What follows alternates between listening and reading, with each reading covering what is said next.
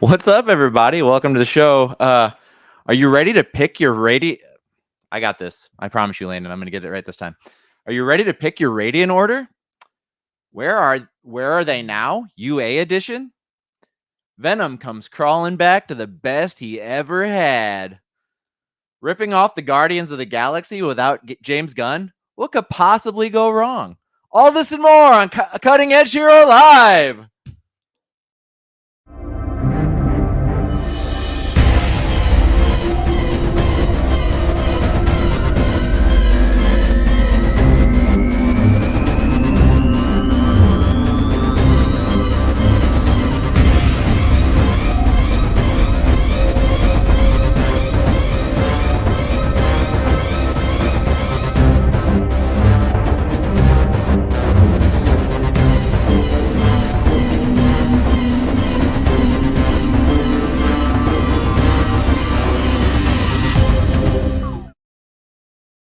Welcome to Cutting Edge Hero. I know what show I'm doing.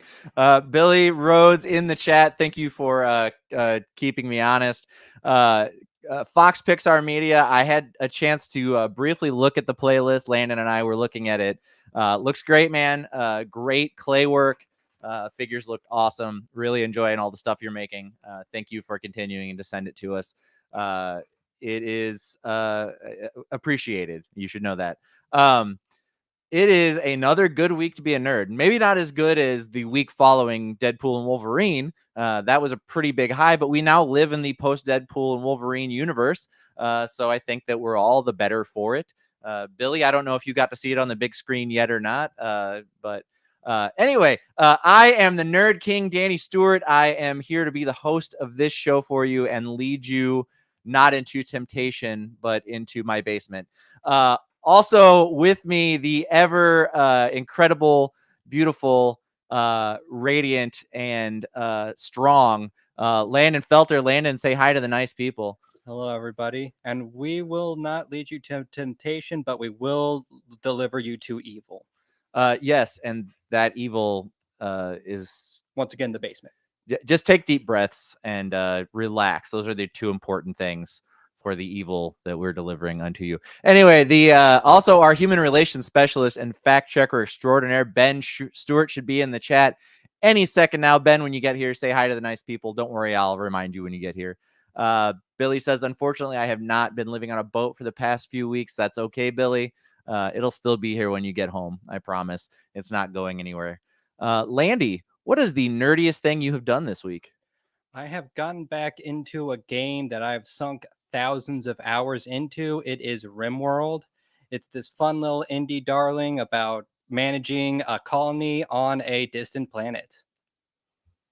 Also, I'm looking over here at our Instagram live, and my niece Serena is in the chat. Serena, what is up? I will keep an eye on the chat best I can. Unfortunately, we can't see Instagram chats on our streaming platform, but I have it right in front of me down here. So if you see me looking away, it's not because I don't want to make direct eye contact with you. It's just I have to look at, everyone else. It's, it's not about you. It's about me. But anyway, so Landon, so that sounds really cool. Is it like, when did this game come out? Like how long ago? I think it was like 2016 or so. So it's been around 8 years. And you've been playing it since 2016? Do you think you were an early adopter, or when did you get on board with it? I definitely got on board during the alpha. I was pretty early to it, but a lot of people found it. It sounds like in this situation, you were the alpha.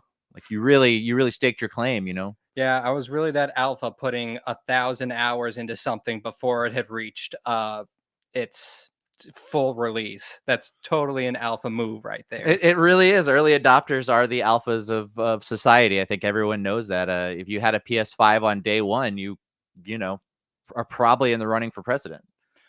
Or you sold a kidney, one or the other. That's true. I had to wait. Unfortunately, I didn't get my PS5 till it was like almost a year old at that point. There was that shortage that was going around where like stores would get like 1, 2, 3 at the most, and people would buy them the second they hit, and they were pre-ordered. Like unbelievable. It's like crazy to think like with the release of a new gaming system that like Sony wasn't like, let's make a lot of these. They were like, let's make some of these and see how it goes. I mean, they always sell these things at a loss anyway. Yeah, I know that Xbox has been working at a loss for a long time. Like they've never been in the black with a single Xbox system. But I think Sony kind of makes their money eventually. I mean, they always make their money through game sales. They never Yeah. make it with the actual sale Not of off the the console. console. That being said, I think the nerdiest thing I did this week is I finished my reread of the Stormlight Archive. And yes, you guys might be thinking a couple weeks ago I said I was reading the Stormlight Archive. I finished it and then I started it again. So I have now in less than a month read the Stormlight Archive twice, and I got to tell you, I'm pretty excited. Billy Rhodes says scalpers were a huge problem about the supply too. That's true. Also, like the number of people that I saw just like that had like YouTube channels that were using like the PS5 as a giveaway, and it's like other people can't even get their hands on these things and they're giving them out. It was like nuts that was a thing that people were able to pull off. But yeah, Fox Pixar Media. So you liked how the clay looked? Did the designs remind you of something? Yeah, they reminded me of the Bananas and Pajamas series. I love old claymation. So yeah, no, that was cool for me. Absolutely. But Landon, do you want to hear some news? I always do. Well, let's fire those bullet points.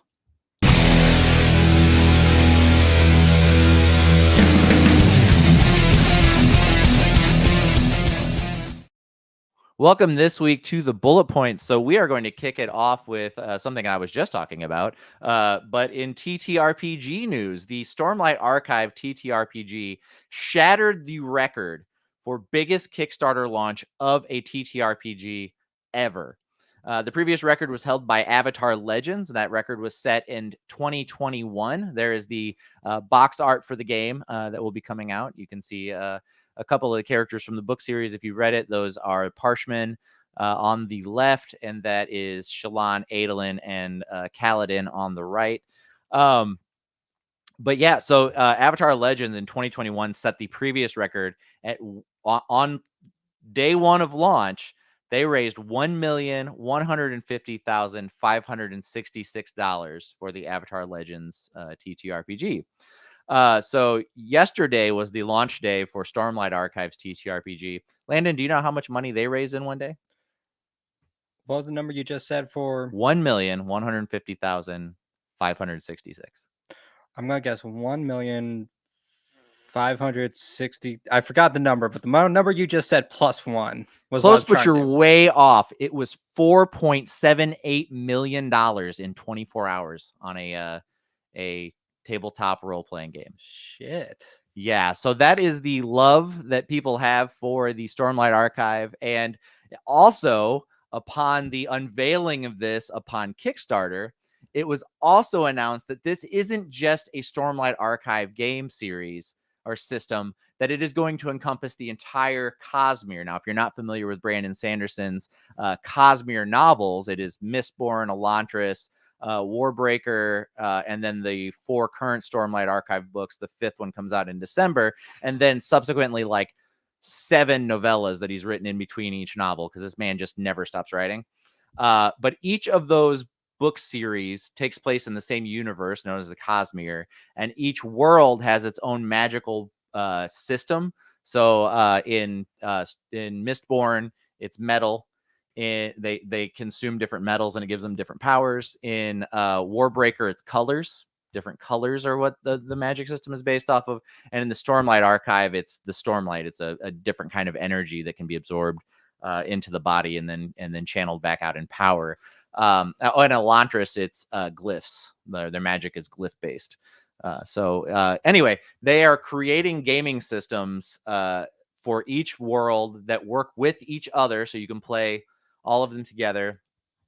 And I will touch on Fox Pixar Media's news there here in a second. But so with that announcement, with the massive launch of the Stormlight Archive TTRPG, they have also announced that in 2026, We will get the Mistborn TTRPG that also works with this system, and then they will follow after that with Warbreaker, and then after that we will get Elantris. But there's also like In the Forest of Hell is another novella that they introduced. It's not a full story, but it's on a whole nother planet, and the magic in that system is birds. You like become a friend with a bird, and the bird gives you magic powers, and those birds also show up in the Stormlight Archive. But like there will be a magic system set on that world as well. But that's one of the big jokes with the Stormlight Archive or the Cosmere fans. It's like Brandon Sanderson like sits down, he looks around, he's like, lamps.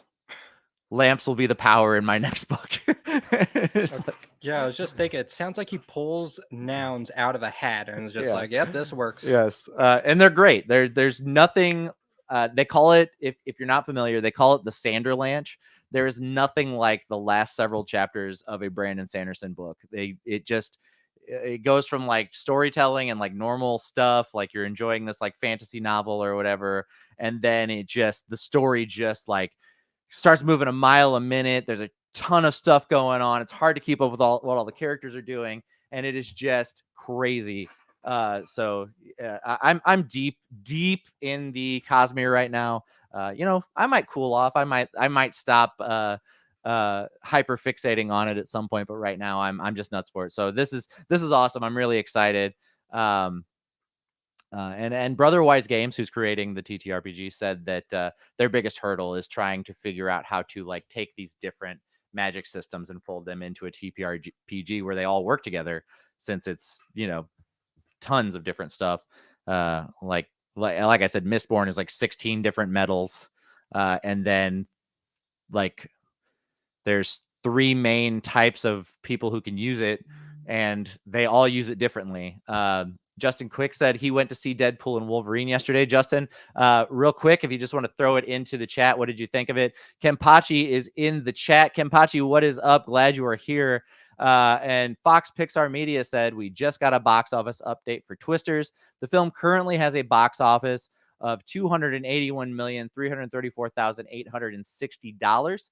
With a box office performance like that, it seems that Universal, Warner Brother Pictures, and Amblin Entertainment are in it for the competition. Yeah, absolutely. I think that the nostalgia factor carried Twisters pretty far. Justin Quick says he thought Deadpool and Wolverine was amazing and really funny. I am with you on that, my guy. I in my review last week, I think I said it is not a perfect movie. It's got some issues, but it was perfect for me. I loved every second of it. No complaints for me personally. 10 out of 10. Absolutely. Let's see. Moving on to manga and anime news. My Hero Academia just published its final issue. There's no image for that. I know, just prepping for further. Cool. They just published their final issue. I'm micromanaging Landon, and I apologize, Landon. I didn't mean to do that. But anyway, My Hero Academia released its final issue. I won't tear into like what all happens or spoil any of that story, but you should know that the end of the issue has an 8-year time jump, and it gives you a peek as to what Deku and all of the rest of the Class 1A heroes are doing as adults once they've graduated high school. It gives you a little peek into it, and it was a great way to wrap 10 years of story, and I'm really looking forward to seeing it in anime form. Faux show. Kenpachi says, gotta say, Honda Odyssey's fuck hard. Yeah, I'm with Deadpool on that one. Also, I don't know if any of you guys out there are fans of Dungeons and Daddies. It is a D&D podcast put on by the same people that did Video Game High School, so Freddie Wong and Matt Arnold, but that team. And it is a D&D podcast about 4 dads who accidentally drive into the Forgotten Realms, lose their kids, and then have to go on this D&D style adventure when they don't really know what they're doing or what world they're in. And it is hilarious. Like one of the funniest D&D podcasts you will ever listen to. Anthony Anthony Birch is like one of the greatest DMs of all time. He is definitely up there with Matt Mercer and Brennan Lee Mulligan for like talent, ability, skill, and his voice acting is like top notch. So if you check that out, but anyway, the minivan that they drive into the Forgotten Realms is a Honda Odyssey, and it becomes a big part of their story. Like the Honda Odyssey is a big deal. It comes to life at one point, and it refers, since it's a Japanese van, it refers to itself as Odyssey-san, and it's a hilarious part of that. And I have to wonder if they're going to like mention in any way, like, hey guys, that the Honda Odyssey thing was our thing first, and then it being borrowed for Deadpool and Wolverine. Having said that, this is not the first time that a major Hollywood property has borrowed from Dungeons and Daddies, the podcast.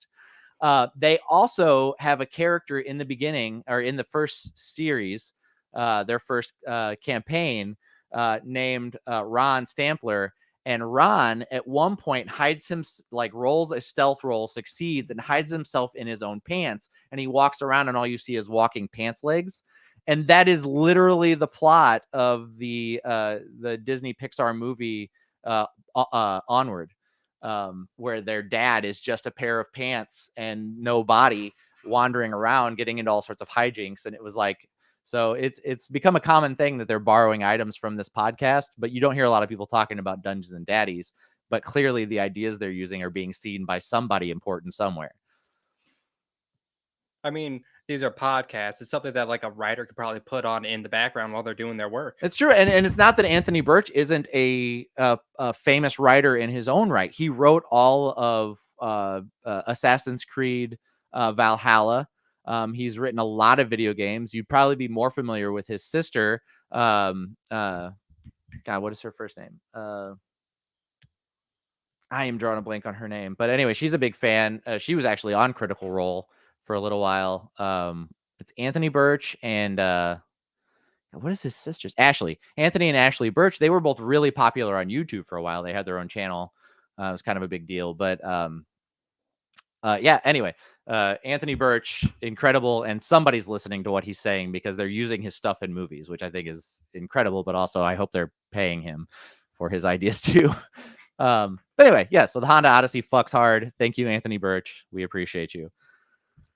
Kaiju number 8, season 2 is in production right now and is also receiving an anime special titled Hoshina's Day Off. That is the vice captain of the Defense Force. If you've watched the series, he is a total badass.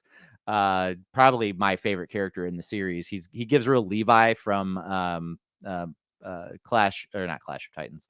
Attack on Titan energy. He's an incredible character, and I'm really excited for more Kaiju number 8. I love that series.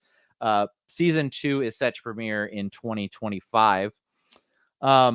One Piece issue 1122 has just given us our best look at Joy Boy yet. So this is an image of Joy Boy outside of Gear 5, because we've previously only seen him in Sun God mode. Yep. And so here you see an image of him outside of Gear 5. I'm not sure if that's poorly drawn art or if he has a hook for a right hand, and it looks as though his right leg is a peg. So we haven't actually seen a full color or even a fully illustrated image of Joy Boy, but that's the best image of him we've gotten so far. And the rumors are that he may actually be joining the Thousand Sunny and the Straw Hat crew. And then let's see, that is everything I had for anime and manga. In comics, Venom War officially begins this month. I think the first issue just came out or is coming out today. But it is a story about Eddie and Dylan Brock. So that's Eddie Brock, Venom, the character who has most often been Venom, and then his son Dylan. In the comics, Eddie got the King in Black abilities, giving him powers above the symbiotes. And then Dylan became the Venom symbiote in his own right and his own hero. Well, they both had prophetic visions showing that, hi, Ben. Glad you're here. Say hi to all the nice folk. But Eddie and Dylan are both having conflicting visions of the future, showing that the Venom symbiote is going to kill the other one. So they're trying to save each other. And what it's led to is that they're going to have a all-out symbiote war where they each have a team of symbiotes and they are fighting each other. That being said, in this first issue, that they are warring over the Venom symbiote, Venom's not around. Venom went to hide, and he went to hide in the one place that he had good memories of, and that was Peter Parker's closet. So Spider-Man went to put on his spider suit to go fight Venom, or to go fight Eddie and Dylan. They were attacking a wrestling match, and whenever he went to put the suit on, the Venom symbiote jumped him and bonded with him again. So currently, we have 3 Venoms in this war. It is Eddie, Dylan, and now Peter Parker are the Venoms in the Venom War. So that's really exciting. In other news, they are giving Black Widow a spin-off in this series called Venomous. Venomous is the name of the title of the comic series, but issue number 1 just dropped as well. And it shows Natalia. She gets her own young Venom symbiote. She takes it to the Red Room and trains it the way that she was trained. And then she also has Bucky Barnes and Steve Rogers and other people that she's known in her time train this symbiote without being attached to it in the ways of like espionage and fighting and all of that. And then she bonds it. So that the image that we just had up, that is her Venom costume after she bonds the symbiote formally.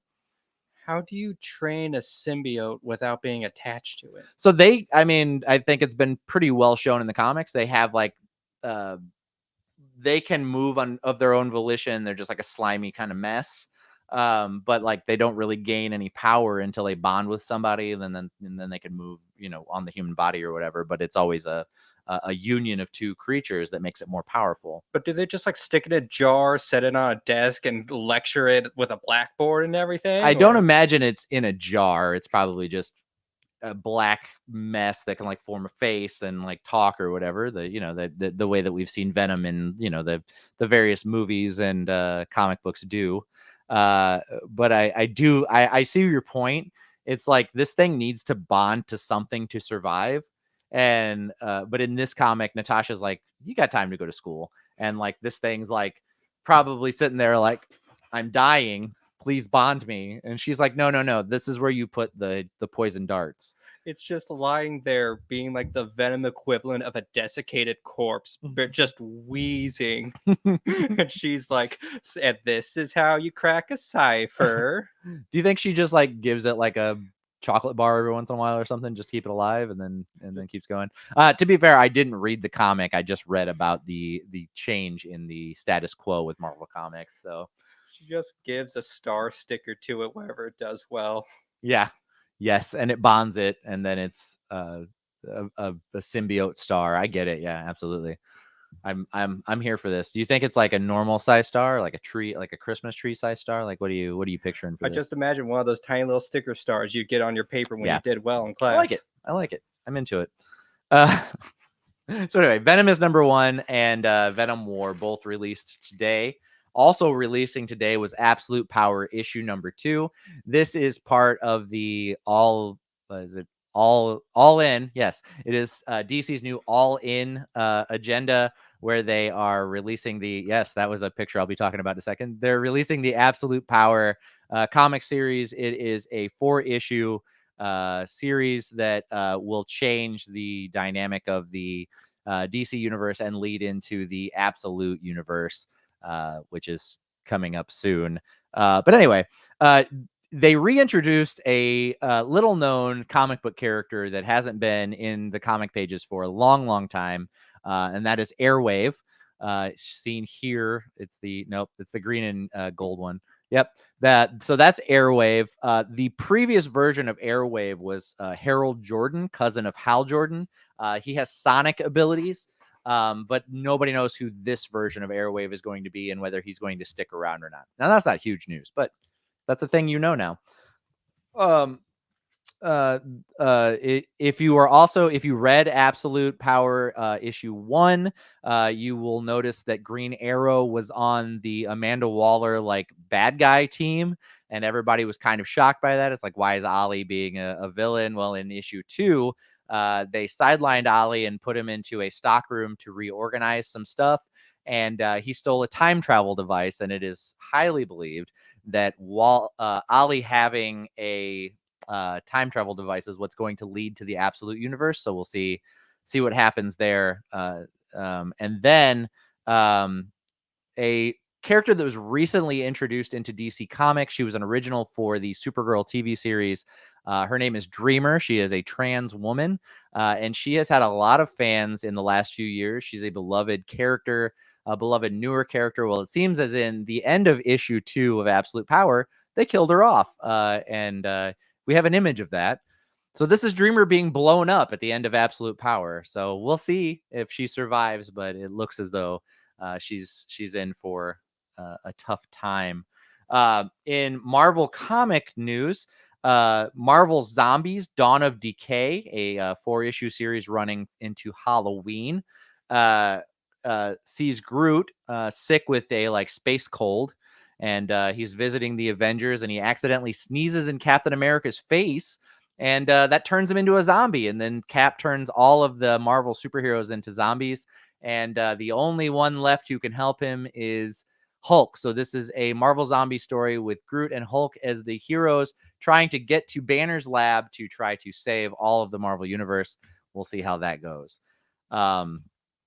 So yeah, that is everything I have for comics. But in television news, My Adventures with Superman's showrunner Jake Wyatt says that season 3 will see the team up of Slade and Lex in a brawn and brain coupling. Yeah, so we saw that at the season finale of season 2.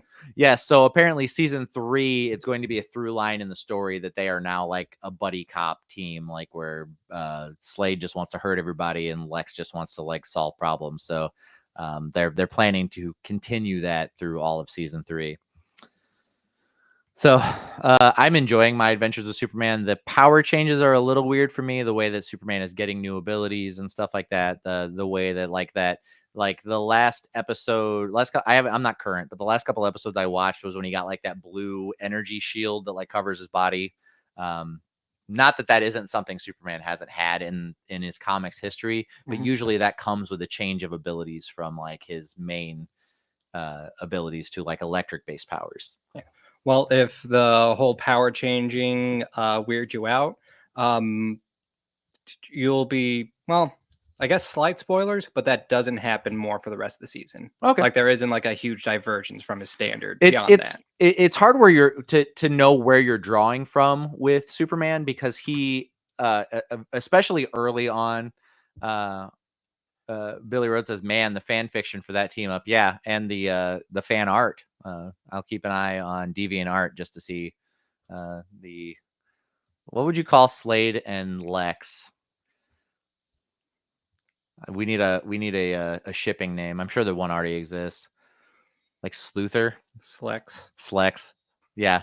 The team of Slexy for sure. It could be a good time. But yeah, no, it's common in Superman's especially like the 1950s to 60s, probably all the way into the 70s. Every time they got to a point where they didn't know what to do with Superman, they invented a new ability for him. It was like the power of the week for a while. I'm assuming Billy answered Slex, and I'm willing to bet he's answering as like, here's what the official name is. Fox Pixar said, I just hope that My Adventures with Superman season 3 doesn't fly around the earth and go backwards. It was I think Richard Donner knew what he was doing with that. I think the idea that Superman wasn't spinning the earth backwards in that scene. Superman was flying so fast that he was moving backwards in his own timeline, and the earth spinning the opposite direction was the representation of that. But I mean, if the Flash can do it, then Superman can do it. They're both, nobody's ever settled that like who's faster debate with the two of them. But anyway, over at Netflix, Zack Snyder's Army of the Dead universe is being scrapped. So give us the Snyder cut of Netflix, I guess. Now, do you think like we could just have a Netflix or something where everything's just a little bit longer with like some new scenes? I mean, So what happens when you cancel anything with Zack Snyder? You get a new longer cut with new scenes. Everybody knows that. yeah. I mean, yeah. So now we have to have a new longer version of Netflix with new scenes. It's New the only scenes thing and that makes everything. sense What of scenes? everything. What scenes would Zack Snyder add to different Netflix films and shows? Yeah, that's a great question. So let's see. I'm not a fan of Bridgerton, but I imagine it would be like some slow-mo scenes, some definitely just a lot of slow motion, really. Billy Rhodes says furiously sloppy, moist Slex. that is dirty.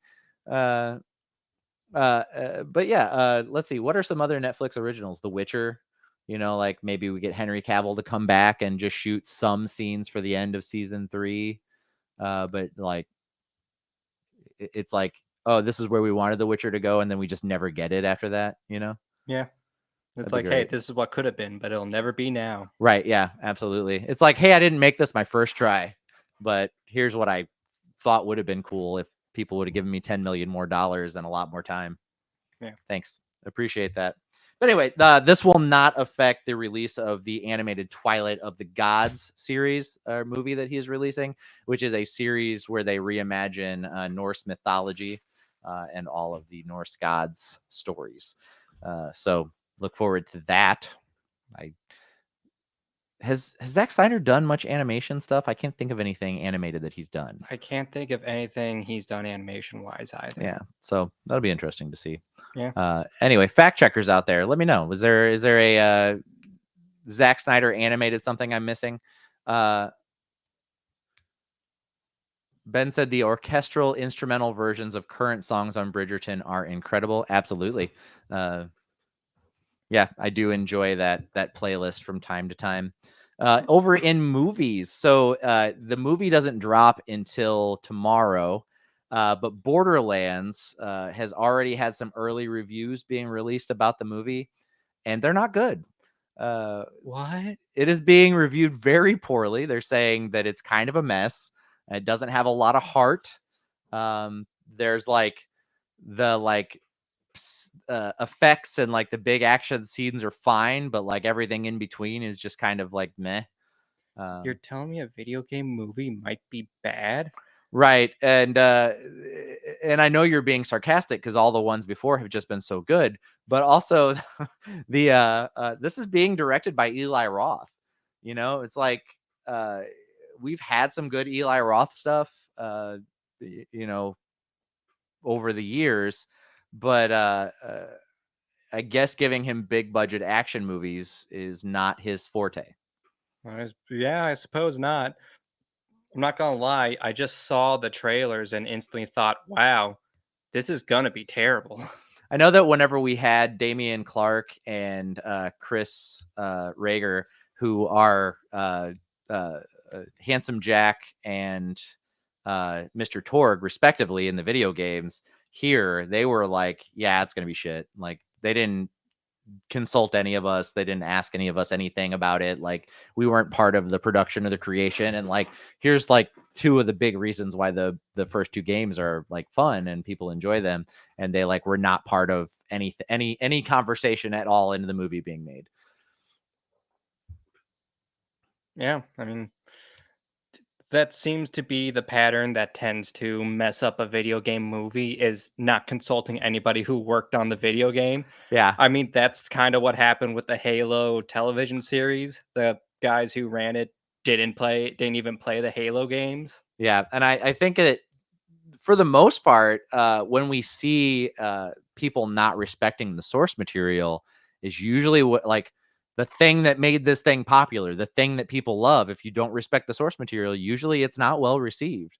Game of Thrones season 8 is a great example. But like also like Steel, the Shaquille O'Neal movie where he played the Superman universe hero Steel, Mm-hmm. John Henry Irons, did not respect the source material at all. It's a big stinky turd. The Sylvester Stallone Judge Dredd movie. Yes, the Stallone Judge Dredd movie. It's a fine Stallone movie. It's a terrible Judge Dredd movie. Absolutely, I totally agree with that. So, and then Witcher season 4 and ahead, which I guess has already been canceled before it's even released. And Henry Cavill left because they weren't respecting the source material. Billy Rhodes says, I thought the movie looked fun.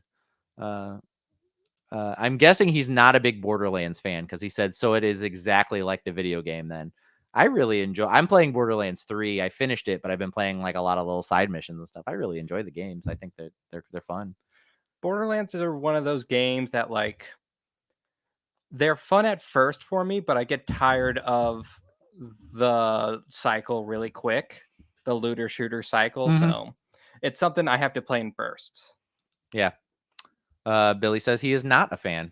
That's fine. I totally get it. Yeah, not everything's for everyone, except for us. Cutting Edge Hero is for everyone. Yes, especially the kids. But pay attention to that TV MA logo in the top left corner. Deadpool and Wolverine. We've got a little bit of news that's coming out. It's a massive hit, so I think we'll have weeks and weeks of people doing just like interviews and junkets and stuff, and still talking about it. But the director for the movie, Sean Levy, said that after the day of shooting, Henry Cavill, after the day of shooting his cameo as the Cavalrine, was apparently sick, like physically ill from breathing in cigar smoke for 8 hours during his shoot as Logan with the big stogie in his mouth. And apparently he's not a smoker, and he'd been inhaling cigar smoke all day, so he like went back to his trailer and just was sick for like the next day. Nobody taught him how to smoke a cigar before sticking it in his mouth. I don't know. It's crazy that scene is like, here's like the buffest, like craziest, most dangerous version of Wolverine, and then you find out real life afterwards this guy was like, the cigar smoke was so bad. How I gotta I knew he was a nerd. I know Henry Cavill's a huge fucking nerd, but I didn't know he doesn't know how to smoke cigars. He's a health nut. He's in great shape. He probably doesn't smoke and probably hasn't. That's fair. That makes sense, but yeah. So that's I don't want to ruin your image of the Cavalrine. It was awesome. I really enjoyed seeing him, but yeah, he went back to his trailer and was physically ill after the shooting day. But he didn't complain. He never complained once about it. He just secretly went back to his trailer and had his people help him or whatever. And then it got back to the director. Also, he took to X, formerly Twitter, to talk about the movie. And he said that for this one, he was willing to shave the mustache, but just the mustache. Poking a little fun at the Zack Snyder reshoots of the Justice League, where he refused to shave his mustache from Mission Impossible, and we got the worst CGI cover-up job of a mustache in history. Yeah. Daphne Keene says that she will pay money for the opportunity to come back and play X-23 again. She says she loves the character of Laura, and she just wants a chance to reprise her on the big screen. I think a lot of people are also willing to pay money to see her come back as. I think that's a given. I cannot see. I think it's entirely possible that they fumble this terribly and we don't get an X-23 standalone movie. But my God, please just make it. Give us an hour and a half fun fest of Laura Kinney's story as X-23. Make it happen. Hugh Jackman does not have to be in this movie. He doesn't. She can mention him. She can be like, yeah, my dad was up the street, but I had to take care of this or something. Like, you don't have to worry about spending that money if it's not in Hugh's contract to reprise Wolverine for, more than like 3 more films. He can be mentioned. He doesn't have to be in it, but please give us that film for sure. Also, Nicolas Cage as Ghost Rider was just very briefly considered for a cameo for Deadpool and Wolverine, and then they decided not to do it. They never approached him. They never started talking contract negotiations, but they were like, do we want to use Nicolas Cage as Ghost Rider? And they're like, nah, never mind. I mean, that's fair. I think they would have suffered from too much at the end there. I think they hit like just the perfect balance. Well, I think we also learned from The Flash that a Nicolas Cage cameo isn't necessarily going to carry a movie anywhere. Well, this movie didn't need to be carried, though. That's true. That's valid. Maybe just not a big addition. Yeah. Fox Pixar says I've seen better because Twisters exists and the whole film industry just blew up like crazy. Yep. I can't wait for it to hit streaming so I can watch it. And also in our final bit of news for movies today, Venom: The Last Dance is currently doing reshoots in New York City. And that is leading a lot of fans to speculate that we may get some scenes with Tom Holland's Spider-Man or possibly Andrew or Toby's Spider-Man. Now, I'm assuming it would have to be Andrew's because Toby's Venom was a different Venom. And is reportedly dead, supposedly. Right. But we know that he's not in the MCU 616. We know that he can't be Toby's Venom because there was a whole nother Venom in Toby's universe. But Andrew Garfield never got a Venom. So it is possible we see an Andrew Garfield cameo in the next Venom film as Spider-Man. Yeah. Or someone else entirely. I mean, they own the rights to the Spider-Man character. They can do whatever they want with it. So we'll see. We may not even see Spider-Man at all. I can tell you that I'm not overly excited for a Venom 3 movie. Venom 2, not great. Venom 1, I thought was fun at times, but overall, they committed some of the sins that I hate for superhero movies with like overly used CGI fights in really dark spaces where it's hard to see what's going on and who's doing what.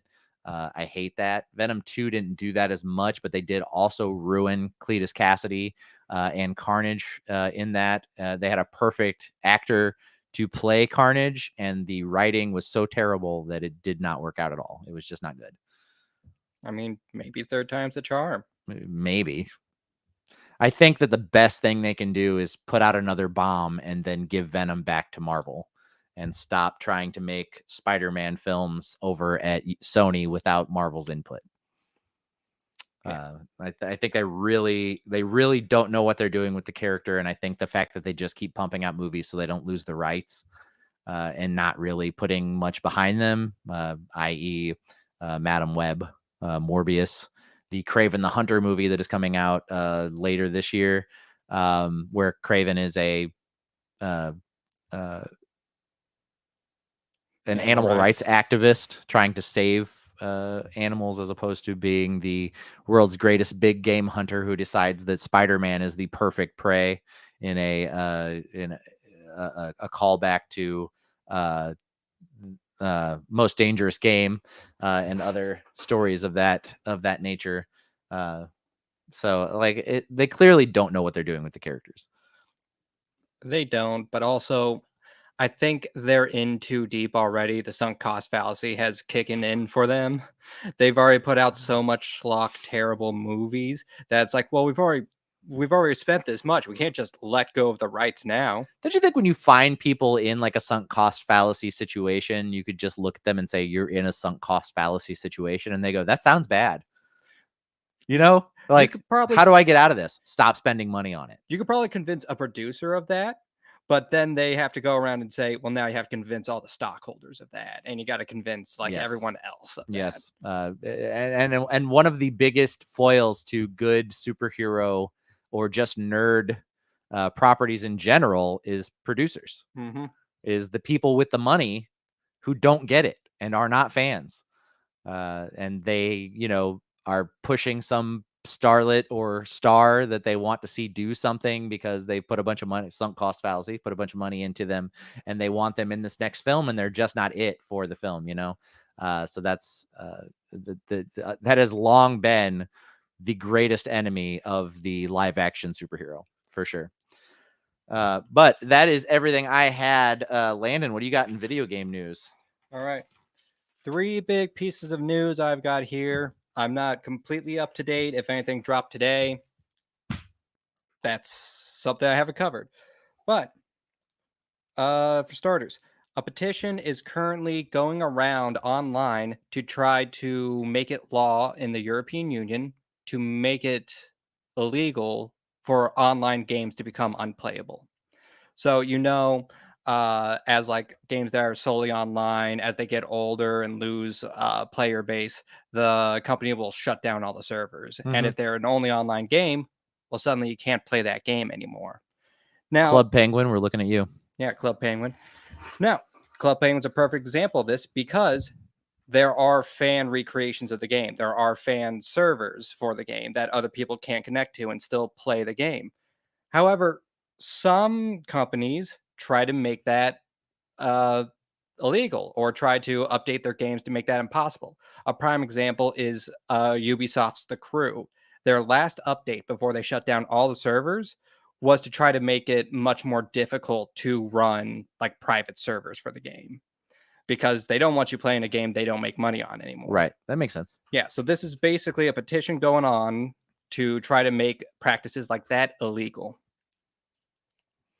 I think that is great for the consumer because you, especially in the world of microtransactions and skins and all of that kind of stuff that you buy for your characters in game, if you get the original game and you pay like $60 for it, and then you drop another like $1,000 over like 10 years into it, and then they shut the servers down, you've just lost all of that money because you're getting nothing out of it. Mm-hmm.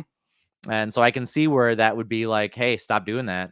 I also can see from the side of the game rights companies, the people that own these things, that like when it stops making money and they don't want to support it anymore, they're like, well, let's just get rid of it.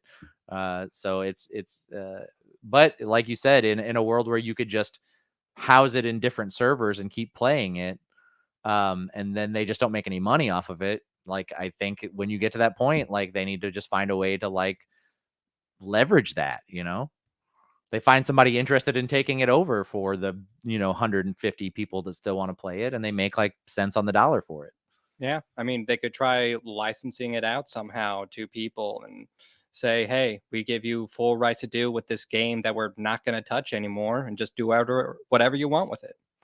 Billy said, so the company has to run the servers forever. I think that's not what you were saying, right? Like there's a stipulation in there that like if you want to just keep playing it, you can keep the servers up, or I think there's going to be some sort of stipulation. I haven't read all throughout the whole petition and everything, or at least I don't remember everything I've read.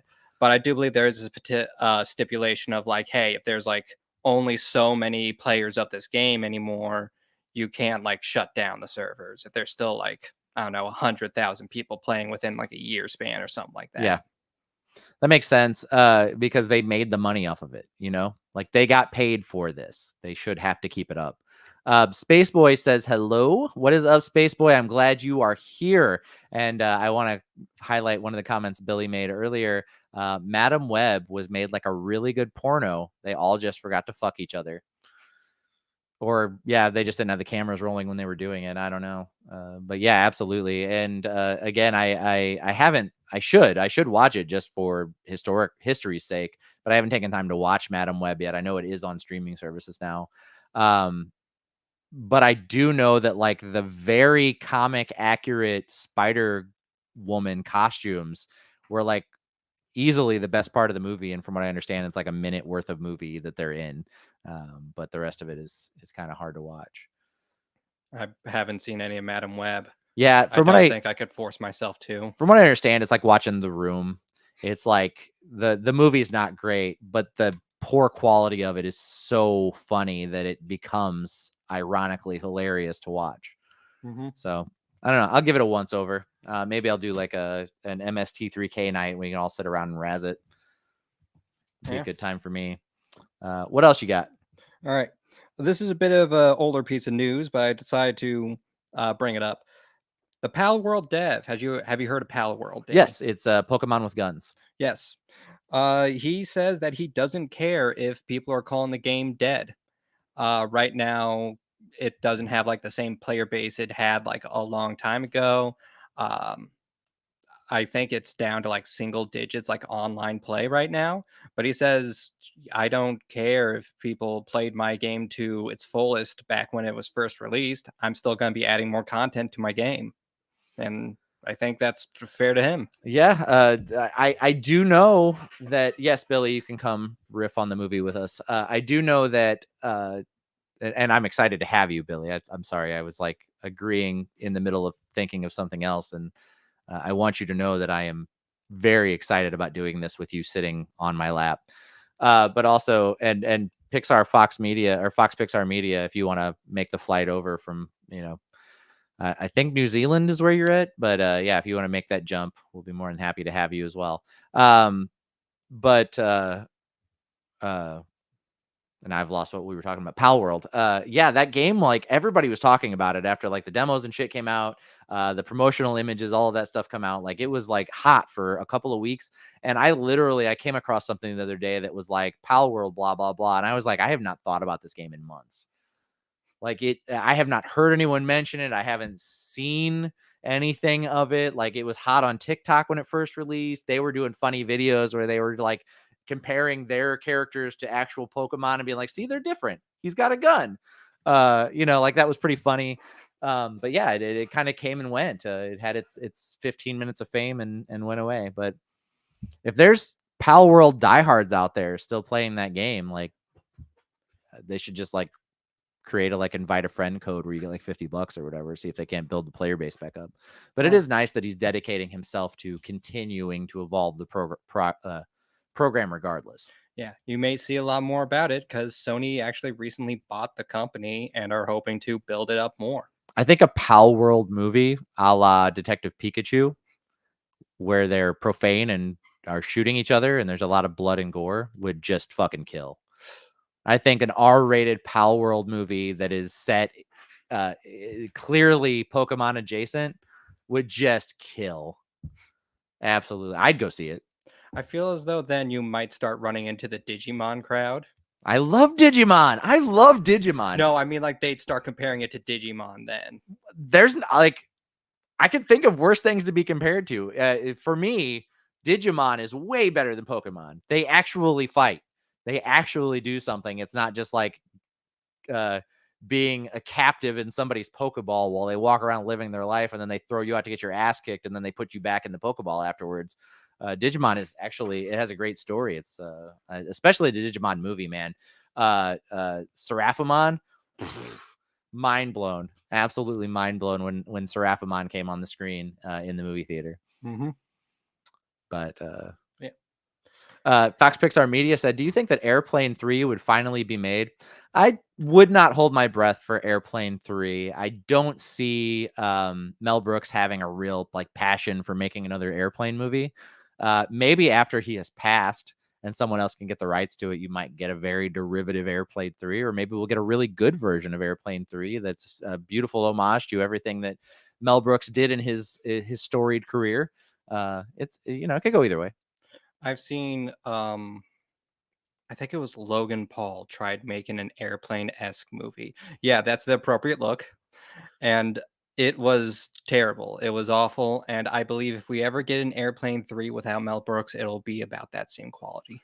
I am like simultaneously a fan of Logan Paul because he is an incredible wrestler. Like as an athlete, he is incredible. His contributions to the WWE have been great.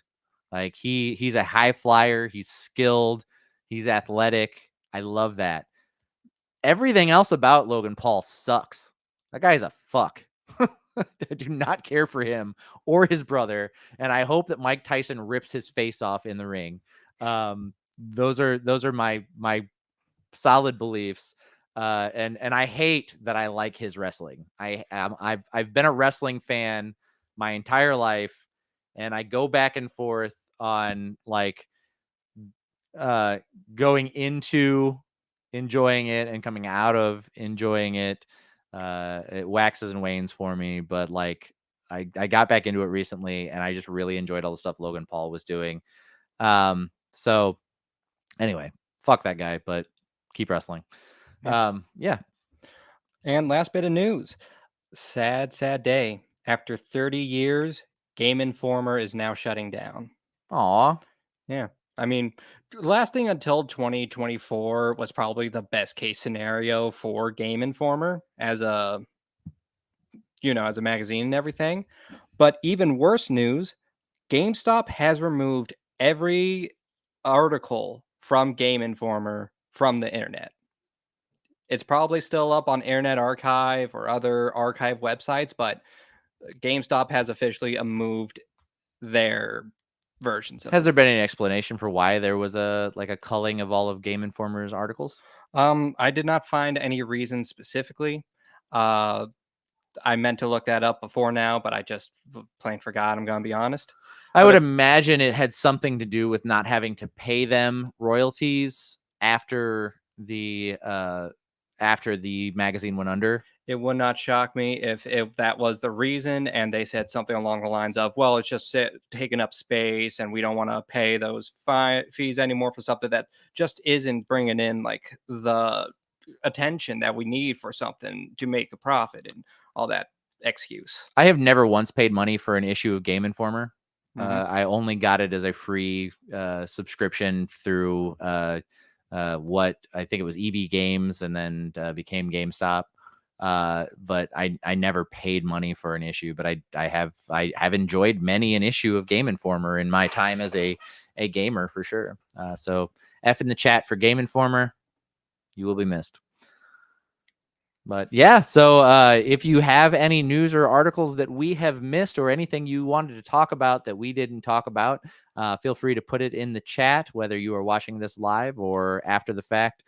We will get back onto social media to talk to you about it. So for this week, this has been the bullet points.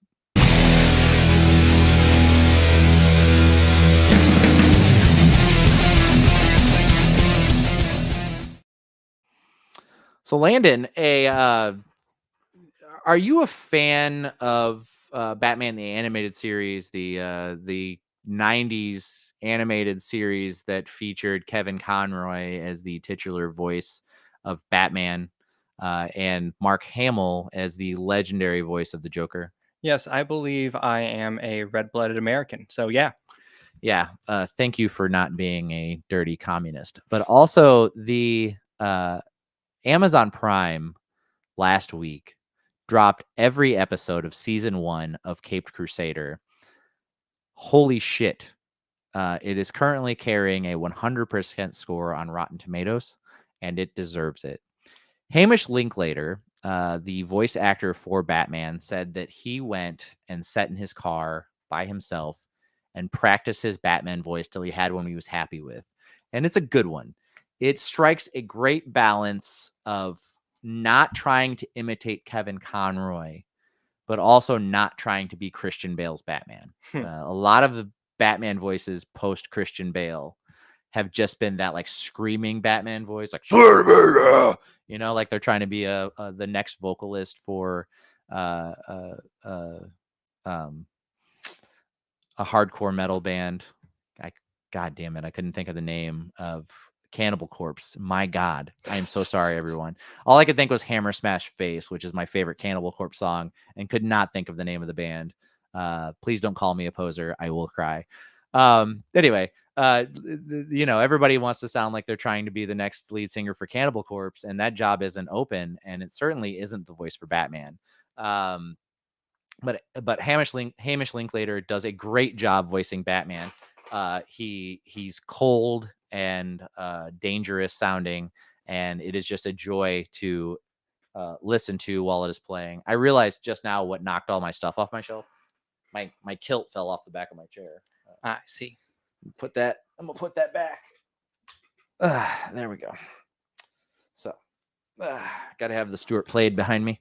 But anyway, the series is great, and there are some very notable returns from other Batman series showing up to voice other characters in the series. So Diedrich Bader, who previously voiced Batman in the series Batman the Brave and the Bold, is now back voicing Harvey Dent, Two-Face. Wow. And I like him as a voice actor. He's got a really original voice. You may know him from the Drew Carey show. He was one of Drew's friends, but then he's been in a lot. He's the guy from Office Space, the like redneck neighbor with the mullet. Yeah. Are you familiar? And with the guy's like, "What would you do with $1 million?" And he's like, two girls at once, two chicks at the same time." Yeah. So that's Diedrich Bader, but he is the voice. He was previously the voice of Batman in Batman the Brave and the Bold. He is now the voice of Harvey Dent and Two-Face for the series. Sorry, fixing my stuff. I can do this. I believe in me. Anyway, so he is in there. John DiMaggio, who was previously the Joker in the like Under the Red Hood animated movie. And I liked his portrayal of the Joker. You may know him as the voice of Bender from Futurama. He's also the voice of Jake the dog from Adventure Time. But also, yeah, he's the voice of he's the voice of Harvey Bullock, a longtime Batman character. He was in the original Adam West series in the 60s. Bullock also shows up in the original Batman, the animated series. He also shows up in this series, voiced by John DiMaggio. The inclusion of Minnie Driver voicing the Penguin, and the Penguin being a lady, Oswalda Cobblepot, was an interesting choice. I was like, what are they going to do with this? She's a nut, and it's awesome. I really enjoyed her portrayal of the Penguin. She kills her own 2 children in the first episode, and the one she's in. She just kills her sons because they betrayed her. Like cold-blooded. Like the woman is just dangerous.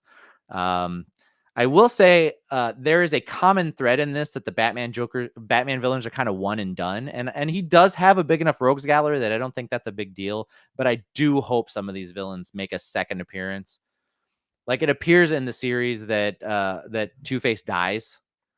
And he is a longtime Batman villain, and I cannot imagine a series where he doesn't pop back up eventually. They did a great job with Clayface. We actually got the first, we got Clayface 1, as opposed to the more modern giant walking mound of clay. We just got the guy who can kind of change his facial features around, which was really cool.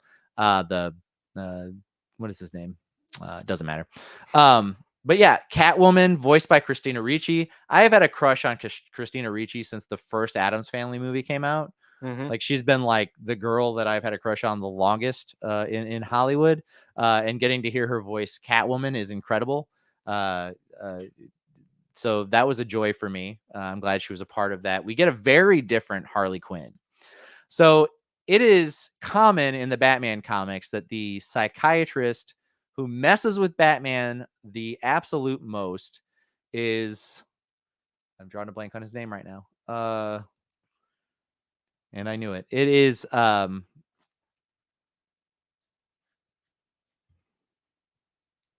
damn it. But anyway, it'll come to me in a minute. But Harley Quinn basically plays that character in the show, and she is instead a female psychiatrist, and she has her like character. She has like a bunch of guys in the basement. They're rich people. She's stealing all of their money, which is kind of a Poison Ivy storyline. So they kind of molded a bunch of characters together to make this Harley Quinn. But there's no Joker in Harley Quinn. And in all of Harley Quinn's origins, she falls in love with the Joker and then abandons her medical practice and then becomes this like Robin to Joker.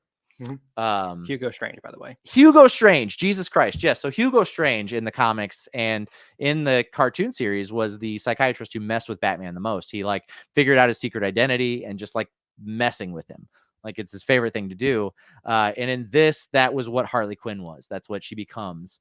So she puts on the Harley Quinn costume just to torment these men that are powerful and rich and taking advantage of people, and she uses it to punish them. What was one of the notable ones is in the beginning of the Harley Quinn episode, King Tut, who is a recurring villain in the Adam West Batman series, shows up.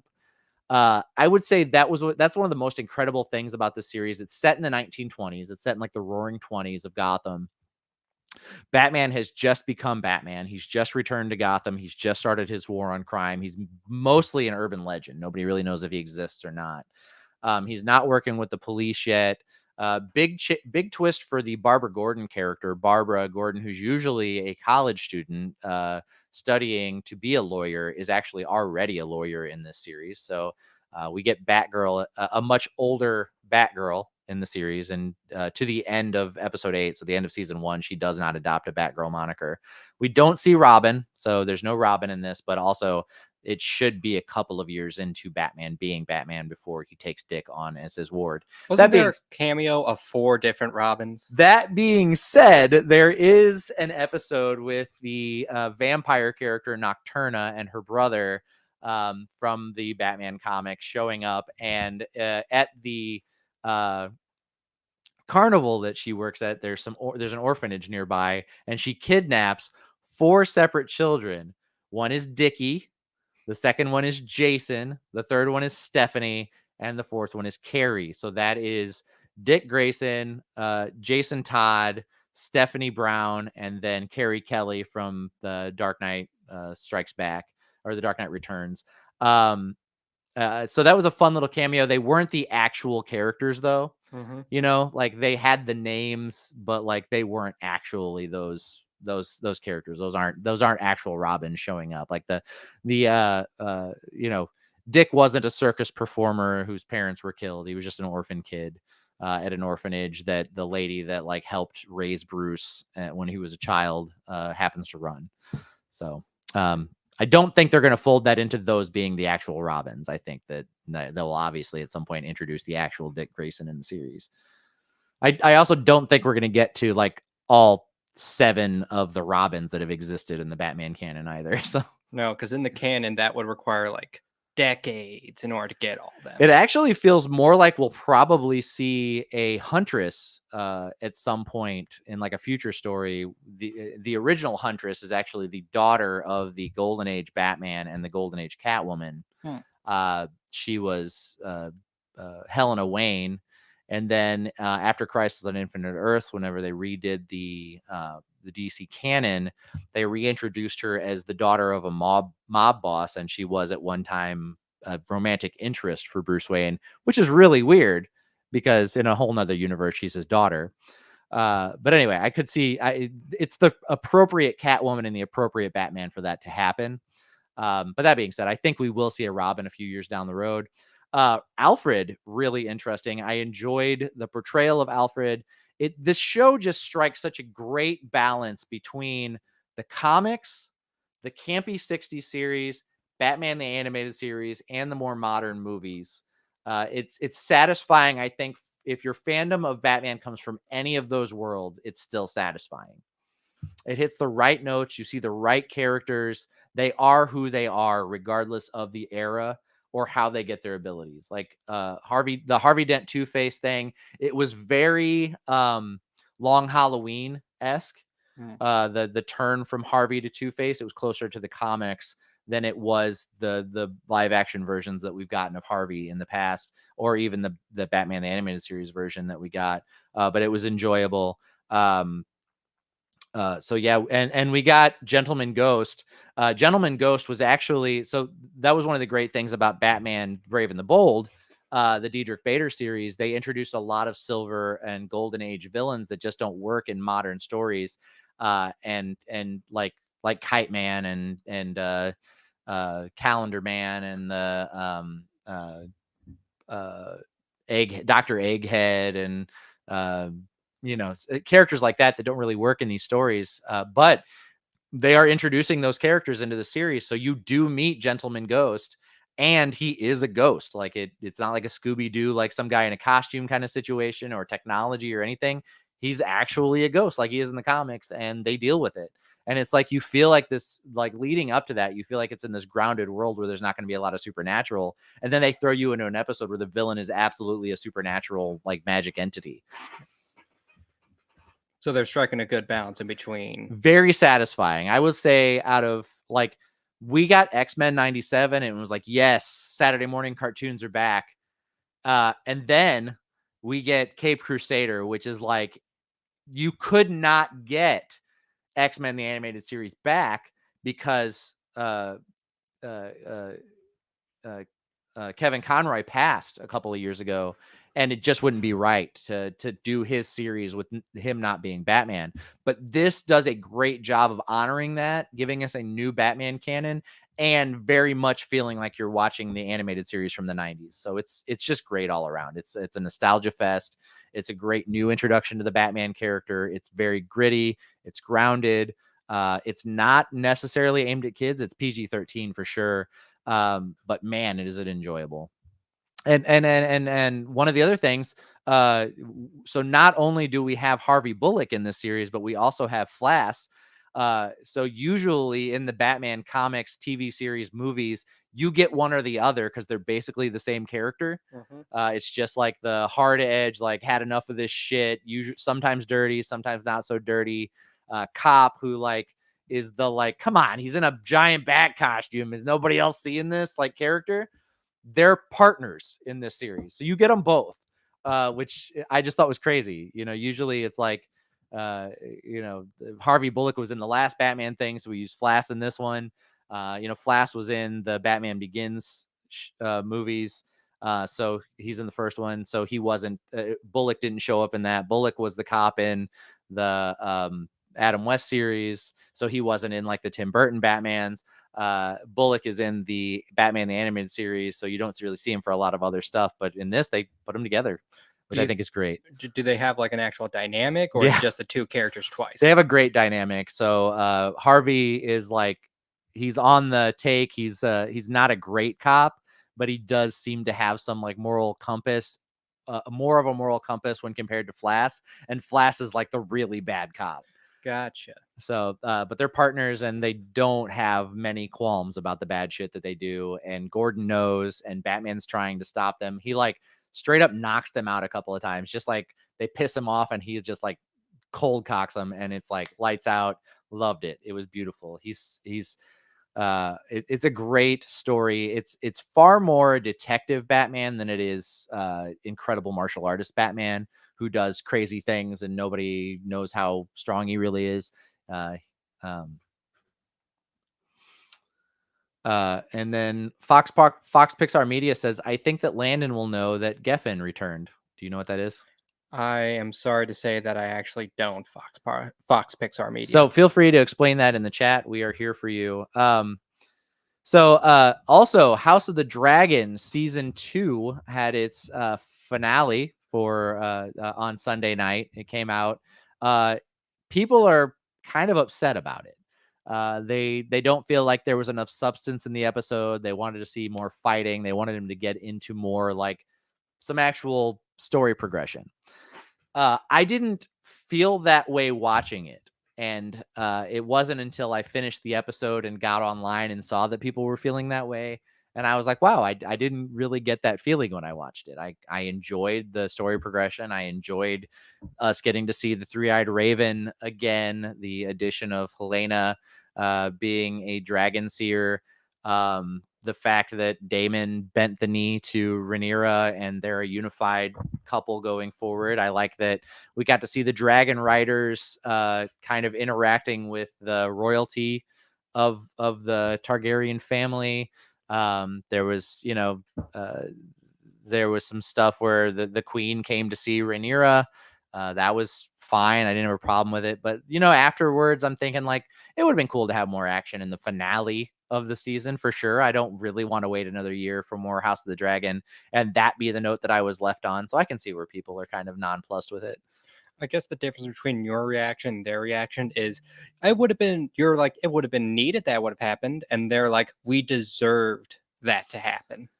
It's hard. I think you strike a line between people who have read George R.R. Martin and then watched the series, and George R.R. Martin's Song of Ice and Fire books specifically are massive. They're I have them up here. They're big. You can't see them. Here, I'll grab this one. These are big novels. Like there's a lot of writing here and not a lot happening.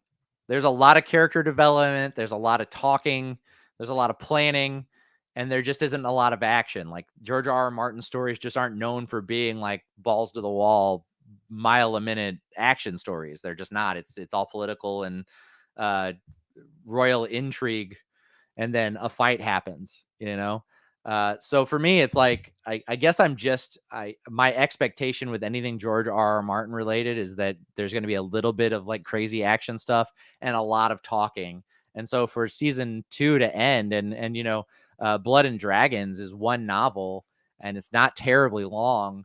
It's not as big as this one, and they're stretching this out for multiple seasons. You're not going to get a lot of that stuff without them just completely abandoning the narrative. You afraid it's going to end up as a Hobbit situation, or do you think it'll still turn out bad? They are ending it in season 4, so they have already announced that it is definitely only getting 2 more seasons, and it's done. That being said, it is still a pretty big stretch for what story they have to tell. So yeah, I always worry about Hobbit situations where they take something that's, you know, at most an hour and a half movie and turn it into 3-hour movies. Yeah, that's a real problem, especially when there's no source material to pull from. It's not like you can ask J.R.R. Tolkien to come up with a brand new story that takes place in the Lord of the Rings world. You can't even really ask his son at this point. I think Christopher Tolkien is either passed or is just very old. Like, and it's the same with George R.R. Martin. The guy has been sitting on Winds of Winter for like 8 years now. And he still hasn't finished that. He's definitely not writing other stuff to go into it. Now I say that, but he also wrote the story for Elden Ring in the time that he's supposed to be finishing Winds of Winter. And I can't even be mad about it because Elden Ring's incredible. So that's my George R.R. Martin rant. I really enjoyed the end of season 2 of House of the Dragon. Anything Matt Smith, absolutely sign me up. I love that man. And also, like, the cast is just incredible. Emma Darcy, who plays Rhaenyra, they are incredible. They are an incredible actor, and I enjoy them so much. I just want more. I want them to play more characters and more things and just talk about stuff, and I will just sit and listen to it. So absolutely. But yeah, that's great. Loved House of the Dragon season 2. Can't wait for 3 and 4. They also announced a new series, Game of Thrones, Night of the Realm, which is based, I think, on the Hedge Knight story. To be fair, there's a lot of information and it doesn't actually tell the story from the character's perspective. It's based on an unreliable narrator. I absolutely agree with that, Ben. That's the other thing. Blood and Dragons is a historical recounting of events that took place 200 years before the Song of Ice and Fire. It is not written as a fantasy novel. Willie McCoy, sorry I'm late, but I will for sure catch up later. Thank you, Willie. We appreciate it. I know you were doing the smoke pit earlier, so no big deal, my guy. I'm just glad you're here. And Ben's absolutely right. It's a history lesson. The novel that House of the Dragon is based on. So they are building a lot outside of that. But I will say that, like, even if that's the case and there's some battles in there or whatever, like, just knowing the way that George R.R. Martin stories go, like, you just expect there to be a lot more character development and talking than there is action. I think that's one thing that when they made Game of Thrones, which is again based on the 5 novels that are out and waiting on the 6th one to release, there was a lot more to work with in that situation too. So anyway, enjoyed it. Looking forward to the next season. I love the cast. I think they do a great job, and I can't wait for more. God, what else did I say we were going to talk about? I think that was kind of it. But speaking of adaptations from novels and other things, that's what we're talking about this week on the hit list.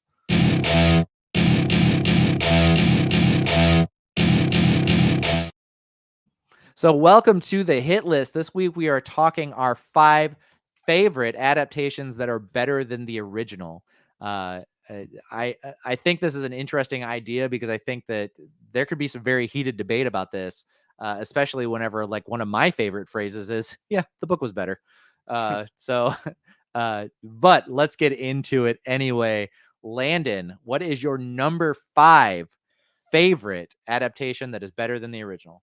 So I've noticed a bit of pattern in my own lists where I'll usually have an entry or two where I like it more for like the concept or the ideas it presents more than the actual thing itself.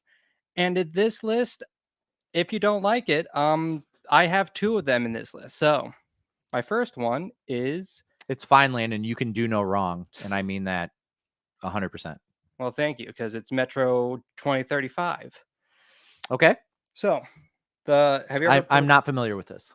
So it is It is a series of books about survivors after the nuclear apocalypse living in subway stations underneath like the Russian state. Uh, the This author, this kind of sounds like Fallout. it's very similar to Fallout.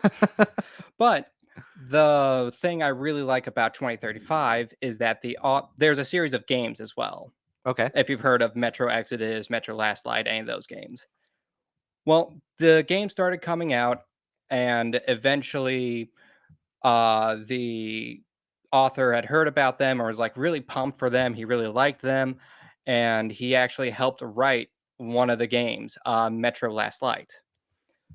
What I really like about Metro 2035 is that he just took everything he wrote for the game and said, I'm going to write an extended edition of this. I'm going to add all my own like extra storytelling and what I think the canon ending is and all that good stuff. So that's why I like Metro 2035 because it's a more accurate representation of the artist's ideas of the world and Yeah. what they believe should have been and what is. I think that's really cool. So like he helped make a video game and then was so inspired by the video game that he wrote a novel that it filled in some blanks. That's really cool. Yeah. I really enjoy that. What do we have in chat? Fox Pixar Media's number 5 is Tom and Jerry 2021. Everything is just all right, but the big highlight is the 2021 blue and white Warner Bros. Logo at the beginning. What came after it was just okay, but what is with the music? Yeah, I don't know, and even your choice there, I'm a little skeptical about because I love the original Tom and Jerry cartoons. Now, I'm not old enough, despite what my children will say, to have been around whenever the 1950s Tom and Jerry series aired originally. But that being said, I think that was an incredible show, and I think that the violence and brutality of the original Tom and Jerry has been nothing but watered down since its inception. And I miss whenever it was okay for cartoons to drop anvils on each other and smash each other flatter than a pancake out of aggression.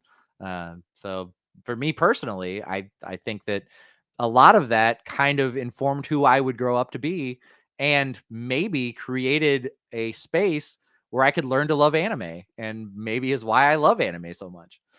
Did you just say Tom and Jerry led to you loving anime? I think so. I think series like Roadrunner and Tom and Jerry definitely. So for those of you who are familiar with the older Looney Tunes, Daffy Duck was absolutely insane and my favorite Looney Tune. And the modern Daffy Duck is a joke compared to the original. I love the old Daffy Duck cartoons whenever he would just torment Porky Pig relentlessly before he became the sucker for everything that Bugs Bunny does.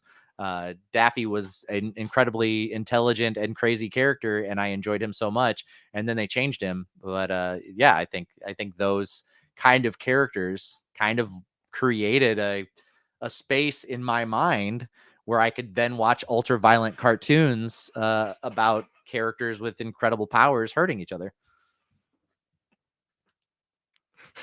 Willie McCoy, bro, the gymnastics to connect Tom and Jerry to anime deserves a gold medal. Thank you, Willie. I appreciate that. Yeah, I'm just tracking the course of my very long life and wondering how I got from point A to point B. But I know that I used to love violent American cartoons, and then I fell in love with violent Japanese cartoons. It seems like there's some cohesiveness there.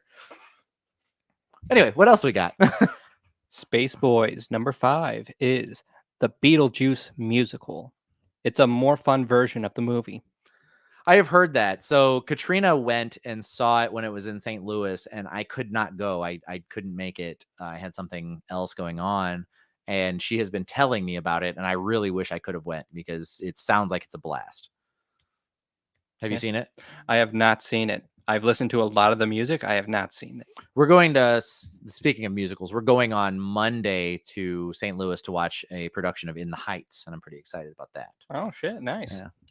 I do enjoy musicals, not as much as violent animated series, but I do enjoy them. Carrying on. Billy Rhodes. Number 5 is 10 Things I Hate About You, based on The Taming of the Shrew by William Shakespeare. I'm not really saying one is better than the other, but one is better than the other. But the movie is a lot easier to digest. Yeah, and that's one of a few adaptations of Shakespeare stories that people don't realize. Like Lion King being a reproduction of Hamlet. Uh, a lot of people don't draw those parallels, but yeah, 10 Things I Hate About You is, and it's got Joseph Gordon-Levitt in it and Heath Ledger. Hard to beat a movie starring those two powerhouses together. But it's great. And um, God, I'm forgetting her name right now, but she was Alice Mack in The Secret World of Alice Mack. She's the protagonist love interest.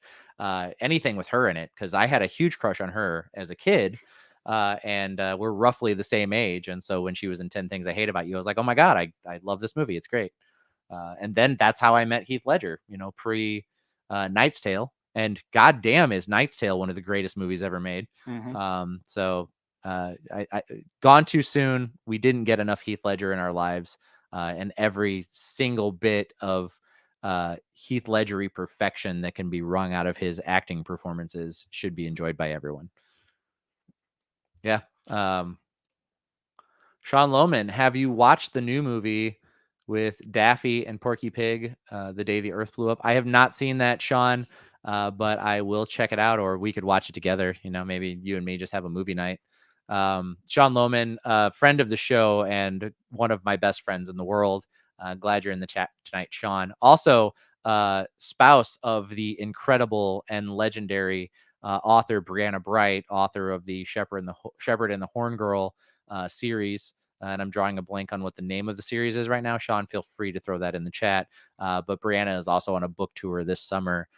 You can catch her at many cons in the area coming up, including Cape Con coming up November 1st, 2nd, and 3rd, where she will have her books there for sale and you can meet the author. Anyway, moving along. My number 5 is Real Steel. So a lot of people don't know that this Hugh Jackman movie about a boxing robot, that's actually the book cover, is based on a novel by a short story by Richard Matheson, where a man is in a world where there are robot fighting leagues. And the guy decides that he's going to put on a robot costume and fight one of the robot boxers, and he just gets absolutely destroyed.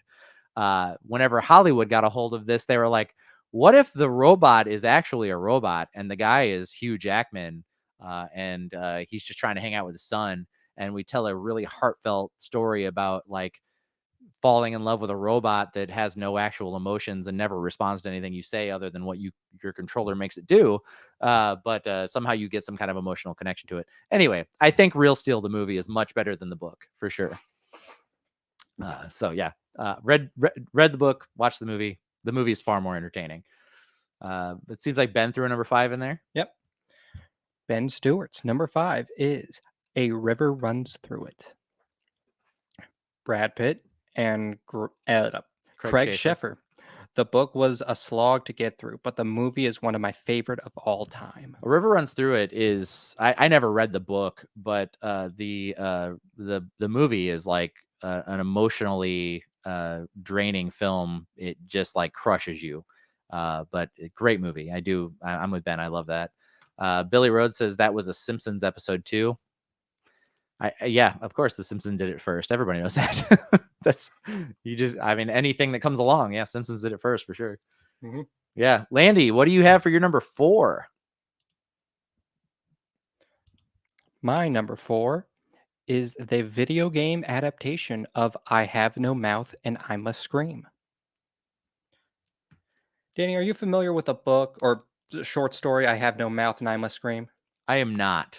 So it is a story about a supercomputer. During the Cold War, America, China, and Russia all developed supercomputers to try to fight each other. 2 of them merge and then kill the third one. Kills all of humanity except for 5 people. And they just torture it for all of humanity's sins. It's a dark short story. It's also a very dark video game, but it's one of the all-time classics in like dark science fiction. The video game in its pixel art glory displays like a whole bunch of haunting scenarios that aren't at all part of the book, but carry like the spirit of the story. And it'll stick with you. Yeah, it Yeah. sounds like it. You sound tormented just telling me about it. Oh, I'm very tormented, Danny, and I'm gonna share this pain on the internet for views. And that's what we love about you, Landon. Oh, what do we got in chat? Fox Pixar Media's number 4 is Warner Brothers Roadshow and Plan B's CATCF 2005. The ending that is way better than the ending of the 1971 Paramount film. Depp will always be the best, true, great, iconic, and definitive Wonka.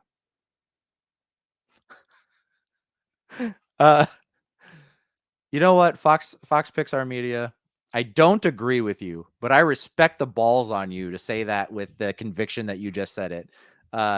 Gene Wilder is hands down the Willy Wonka and always will be, for my money. Now, that being said, everyone's entitled to their opinion. But no, I feel like the Johnny Depp version struggles from the very Tim Burton nature of any movie that Tim Burton makes. That being said, it's got Christopher Lee in it. It's got Johnny Depp in it.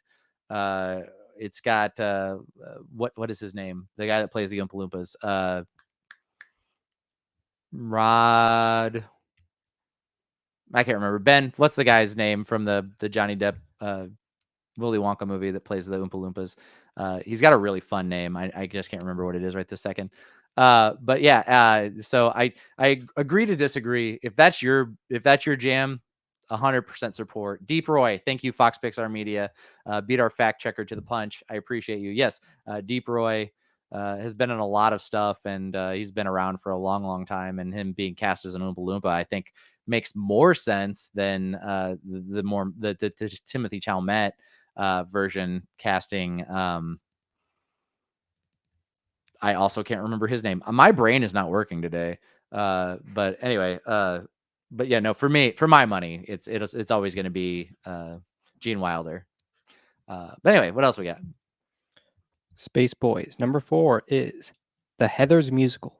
The movie is good, but there's some bangers in there.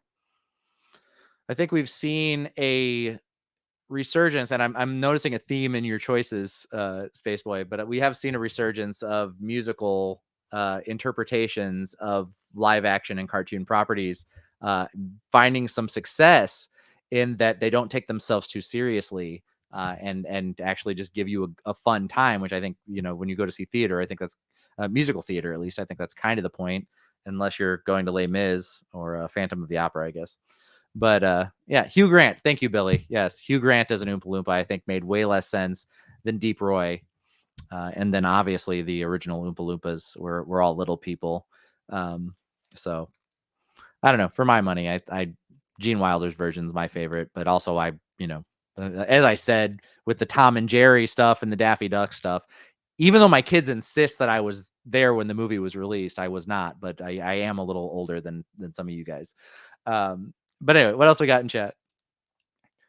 Ben Stewart's number 4 is Big Fish. Tim Burton made a beautiful movie of the book about Edward Bloom, and they couldn't have used a better lead. America's sweetheart, Ewan McGregor. Yes, one of the greatest things Scotland has sent to the Americas, with the exception of the Stewart family, is Ewan McGregor. And yeah, absolutely. Obi-Wan, Big Fish is a really emotional ride. Especially, I don't think it's limited to people that have gone through the loss of a parental figure, but for people who have, I think it resonates a little differently. And Big Fish hits hard for me personally, and I would have to assume for Ben as well. We share the same two parents. But yeah, so I totally, yeah, absolutely. And it's one of Tim Burton's best movies, hands down, one of his best movies.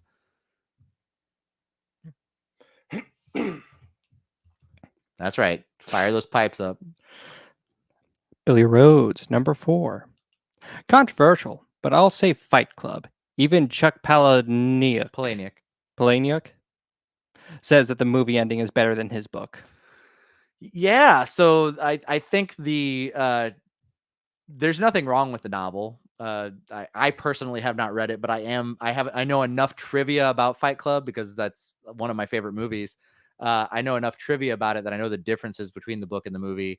The line where Marla walks up behind Sebastian and says, that whole story about being she got the dress from off the side of the road. It was somebody's wedding dress, and she makes that whole story about a rape victim thrown on the side of the road with no use for it, like a Christmas tree the morning after Christmas or whatever.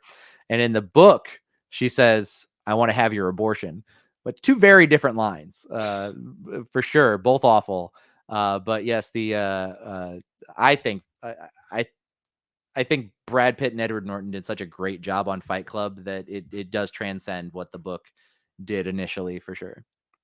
Yeah. My number 4 is How to Train Your Dragon. The animated How to Train Your Dragon movie is incredible. It's so fun. I saw it in 3D whenever it released. The flight scenes on Toothless Back are incredible. Like, they were just fun in 3D. It's probably the only 3D movie I've seen that I enjoyed. It was like a roller coaster ride. Now, if you're not familiar with this, the book series for How to Train Your Dragon is a little bit different. Toothless is the size of a large chihuahua in the books. And they do ride some dragons in the books, but the night is it Night Terror? Yeah, no, Night. Yeah. Anyway, the Toothless character is not a really cool black dragon that shoots lasers out of its mouth. And so for my money, I will take the movies over the book any day, for sure. Landon, what do you got for number 3? My number 3 is a very well-known television show, MASH. Mm. Yeah. The actual show, it's deals with humor and tragedy and the balance between those two so well. It'll have some ridiculous scenario, but then you'll find yourself depressed after watching an episode. The chicken episode really comes to mind. And the movie and book it's based on is nothing like that. It's more so like a bunch of frat guys hanging out in Korea pulling pranks on people. And while some people may find that funny, other times it's like, hey, you're kind of just pulling pranks while we're trying in the middle of the war zone. You Yeah. kind of look like psychopaths. Wasn't MASH the most watched TV finale prior to Seinfeld? Wasn't Seinfeld the one that broke that record? I think it was actually the most watched. Like it was. I think Seinfeld did break that record, but I think MASH was the most watched show at one single time. Yeah. In for a long time. Like I think the Super Bowl didn't even beat it until 2010. I mean, correct me if I'm wrong, but I do believe the television series actually ran longer than the Vietnam War also. Yes, it did. Yeah. it's like Phineas and Ferb. Like, how many days of summer are there? You say it in the beginning, but there's a lot more episodes than that. But yeah, and they're coming out with another Phineas and Ferb series. I don't know if you were familiar with that. Not that there's some more mental gymnastics for you, Willie. I connected MASH to Phineas and Ferb. But yeah, dude, I love the MASH television series. The movie's great too. But I will say, for again, I really enjoyed the series more. There's some incredible episodes in there. There's some incredible acting in that series for what was a primetime comedy. Mm-hmm. They really, like, the main cast had some great acting chops, and it also gave us, Radar, who is one of the greatest television characters of all time. So Mm-hmm. so yeah, absolutely. What else do we got in chat? Who's got their number 3s in? Fox Pixar Media's number 3 is Bananas in Pajamas CGI from 2011. I mentioned the designs before as I had done clay versions of it, but the rat's design looks perfect. I think there's images of it if you can show a lot of it. Yeah, I can absolutely show some people pictures of your dealie. We can do that. Anyway, for anybody else want to drop their number 3s in there while I'm looking this up real quick? I said that like I'm going to get a response. Landon, you have to talk to fill the space where I'm not talking. Okay, so I gotta ask, how many people out there were conflicted with their choices? Like, whenever you were picking stuff, you weren't sure if this was actually you like the adaptation better or if you like the original more. I just curious if anybody was actually conflicted. And Billy Rhodes, number 3, has popped up in chat. Billy Rhodes, number 3.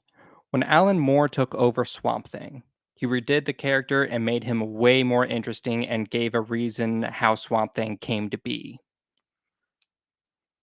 Yeah, I think that when all of those older properties that were kind of like silly Silver Age, like, hey, let's make a British wizard that smokes, and hey, what if the Earth was a superhero?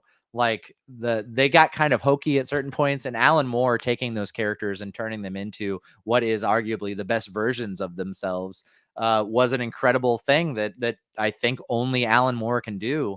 Um, and those are when you think of like getting a version of Swamp Thing, like there was the Swamp Thing movie, which as a kid I loved. As an adult, it's not great. And then the second film, starring Heather Locklear, which is again fun as a watch along for seeing Swamp Thing on live action. And then there was the television series as well. None of those took from the Alan Moore versions.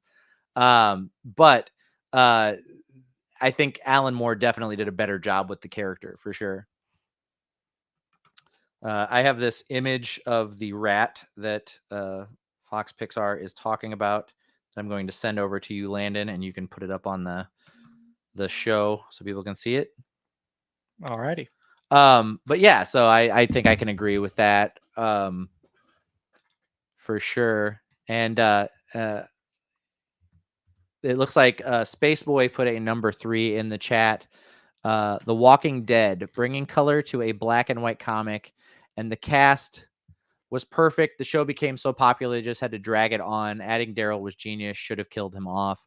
Yeah, the Walking Dead. I get what you're saying. I don't agree with you. The Walking Dead comics, I think, are hand over fist better than what they gave us in the television series. I think I think that the TV series suffered from that Hobbit syndrome that Landon was talking about earlier, where they got so far away from the source material, they were just making shit up, and it wasn't as good as what the comic story was. So Landon, you want to throw that image up? So this is what Fox Pixar Media is talking about. They hand sculpted these characters from Bananas in Pajamas and made a video of them that you can find on YouTube. And they tagged us in it. So if you just search Cutting Edge Hero, it should come up. But anyway, yeah, thank you for that, Fox Pixar Media. We appreciate your fandom and we enjoy you. Oh, that was Ben's number 3. I didn't read Space Boy's number 3. Sorry, Ben. Space Boys, number 3 is The Producers Musical. It's a musical based on the movie The Producers. And the music is amazing. The humor is just so well timed. It's a very good show. Yeah, I've not seen The Producers in either medium, but I think based on everything that you said, I totally believe what you're saying. That's. Are you familiar with these? Yes, I've seen the musical, the Mel Brooks, The Producers, a good number of times now. Yeah. I do intend to check it out eventually one day. Ben said up until the season after Negan, it was really good and close to the source material. Not really. I would say in season 2, the whole episode where they had the little girl locked in the barn and they were just like wandering around yelling at each other and shooting zombies randomly was so far removed from the television series that it was really hard to get back on track. And then they killed off characters that should have been around for the entire series.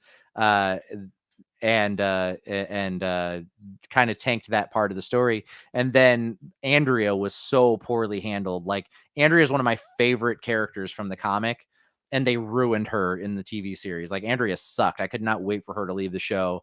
So I don't know, for as a fan of the comics first and the TV series later, it was really hard to enjoy it after they ruined a lot of my favorite characters from the series. And they did some bait and switches. I'm forgetting his name, Herschel. Herschel should not have survived past the farm, and they kept him. And then the older guy, whose name I cannot remember right this second, but he was one that wore the bucket hat. He was supposed to last much further into the series, and they killed him off at the farm. And so just it was stuff like that. I don't know. They took some real big missteps for me as a fan of the comics that made it hard to watch the show. But that being said, I ain't everybody. My opinions aren't everyone's. As is, I mean, fairly obvious. I like some really shitty stuff that other people do not care for. Totally fine. I think the important thing is, at the end of the day, we can have these conversations where we can respect each other. And oh no, Ben said "fuck you" in the chat. That's never mind. But anyway, moving along, my number 3 is a comic series from God. What is his name? It doesn't matter. It is a comic series that got turned into a movie. The movie is Wanted, starring Angelina Jolie and James McAvoy as the two main characters of that. I love the movie. It's really fun. And the comic is a little bit harder to enjoy. It is grit for grit's sake. But if you've not read the comics, so in the movie, there's a secret society of assassins, and please leave that image up for a minute. It's a secret society of assassins that this kid's dad dies, and then he gets like recruited by them, and then he learns all about this ability that they have to like bend bullets in space. The comic is the DC universe. It takes place inside of an alternate DC universe where Lex Luthor wins and reduces Superman to a vegetative state, and the villains take over the world and are secretly running the government.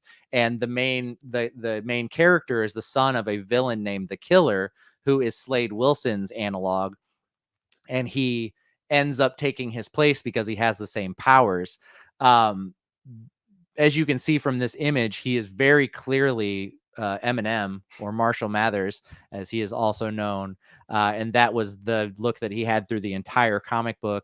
And the Joker and Lex Luthor are characters, and they lead this like secret society.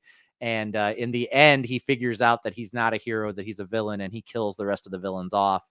But it's they're all superheroes and have superhero powers, so it's much closer to The Boys than what we got in the movie.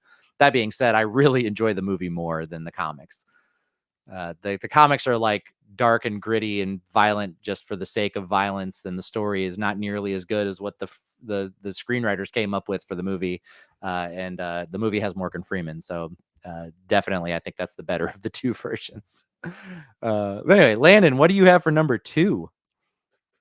My number 2, some of you might be upset it's not number 1. It's Prince of Egypt. Have you seen Prince of Egypt? Yeah, I've also seen the story that was made to follow the origin story for Prince of Egypt, which is the Old Testament. Yes. And then the remake, the New Testament, where they took Moses and made him a non-violent hippie. Yeah, and have you seen the third sequel, the Book of Mormon? I have not seen the Book of Mormon. I know that Matt and Trey from South Park made a musical about it. Is that on Spaceboy's list? Do you know? No, close though.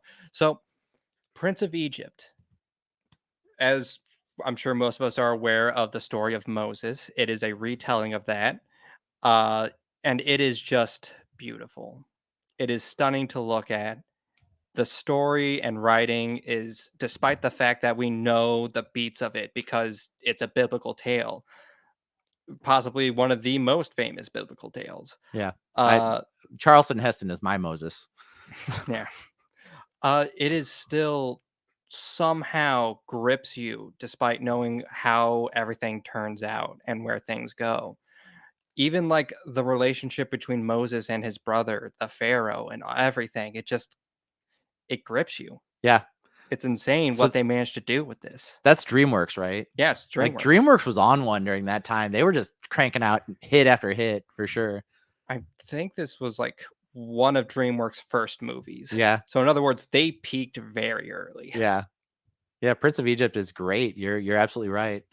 It's right up there with what is it? The Lost City of Gold. God, that's them too. What is the name of that? Oh, It's Road to El something. Dorado. Yes, Road to El Dorado. Road to El Dorado is also incredible. But yeah, you're absolutely right, Landon.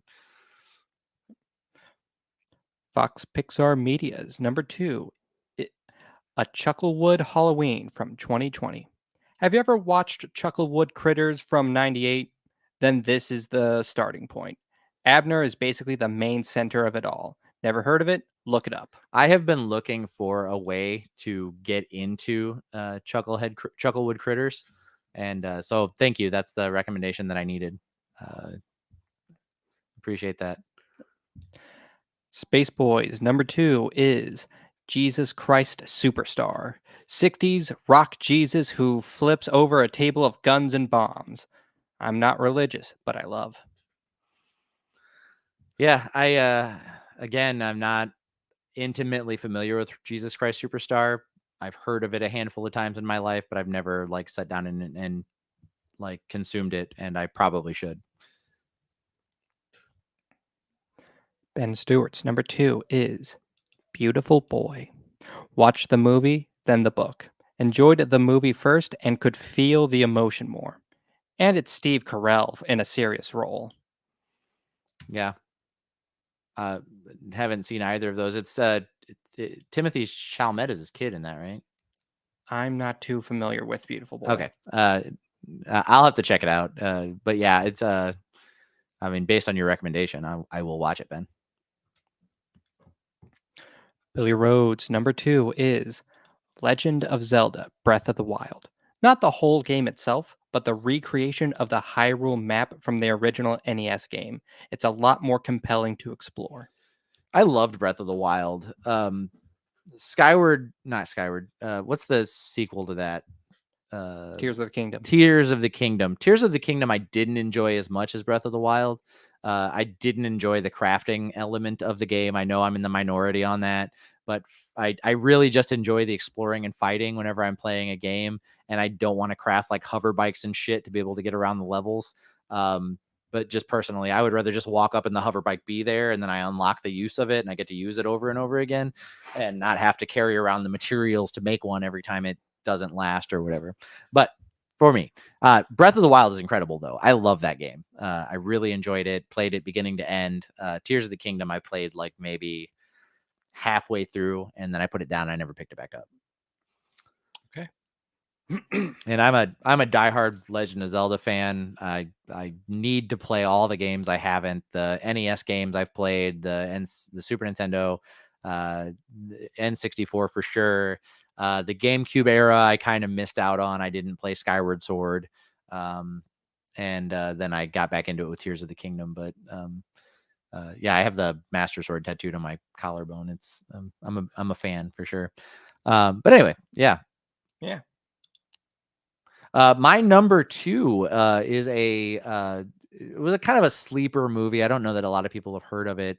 I've certainly never seen it referenced anywhere, but it's The Princess Bride. So based on a novel that came first in the 70s. They then made this movie out of it.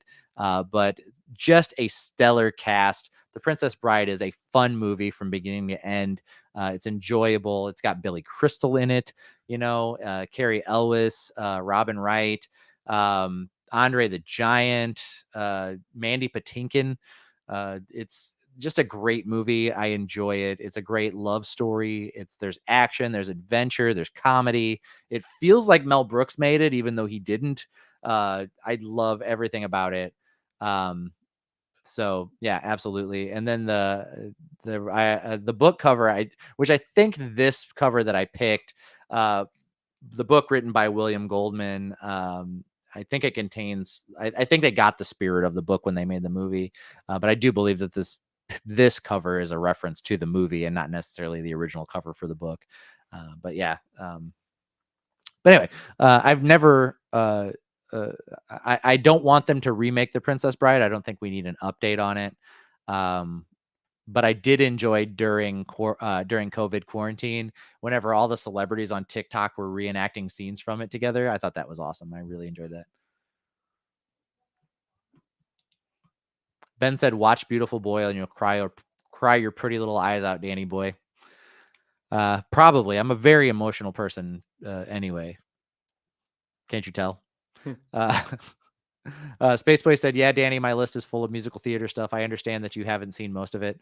Thank you for understanding and appreciating that. And I will eventually. I'll catch up. I will watch them. I just have a list of never-ending media to consume and catch up on, and I'm always finding some new nerdy thing that I've never heard of to jump onto as well. So, God, the world's a great place, and I love being in it. My number 2, I just did. Landon, are you ready to give me your number 1?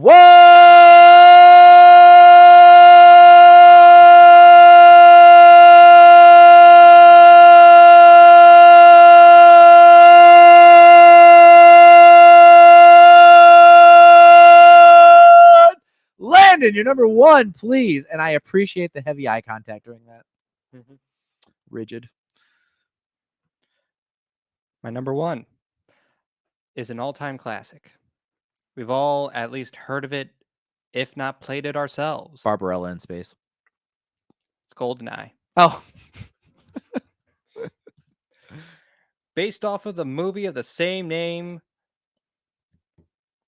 it's a video game version of GoldenEye.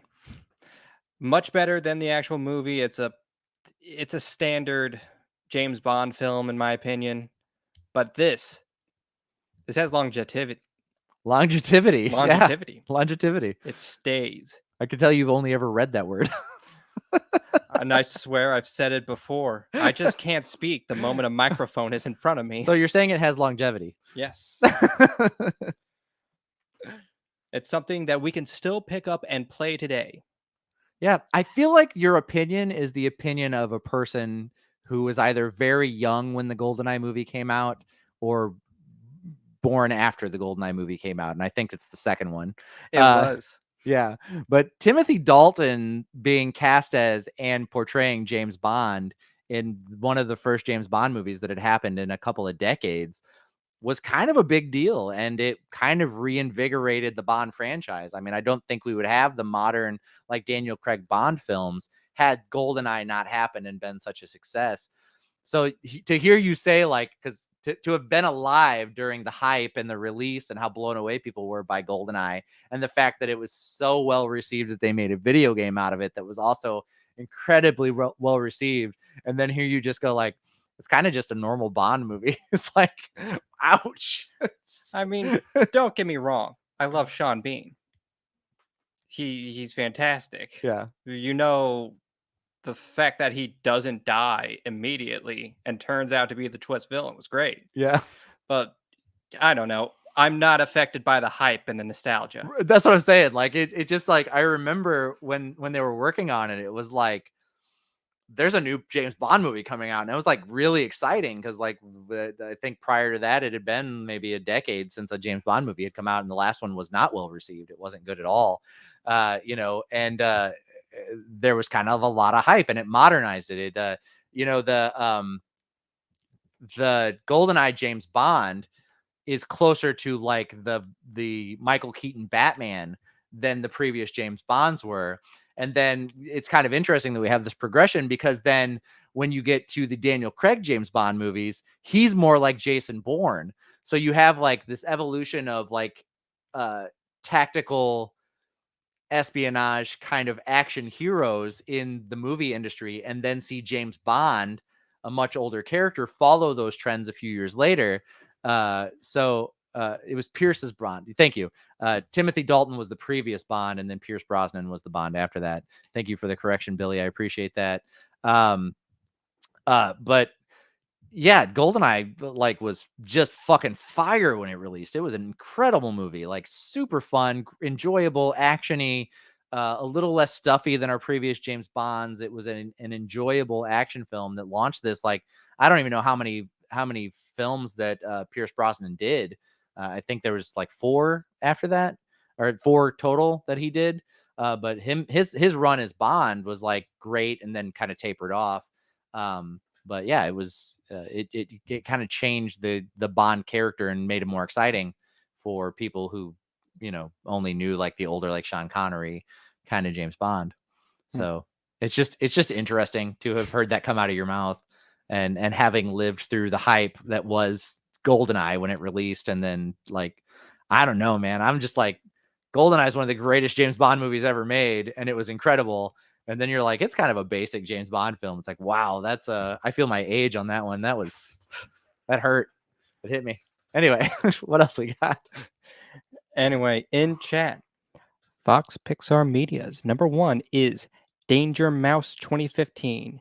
Danger Mouse with spikes in his head, the Baron in a purple suit, a better theme music, better animation, true, definitive, and iconic. What can you say? Need I say more?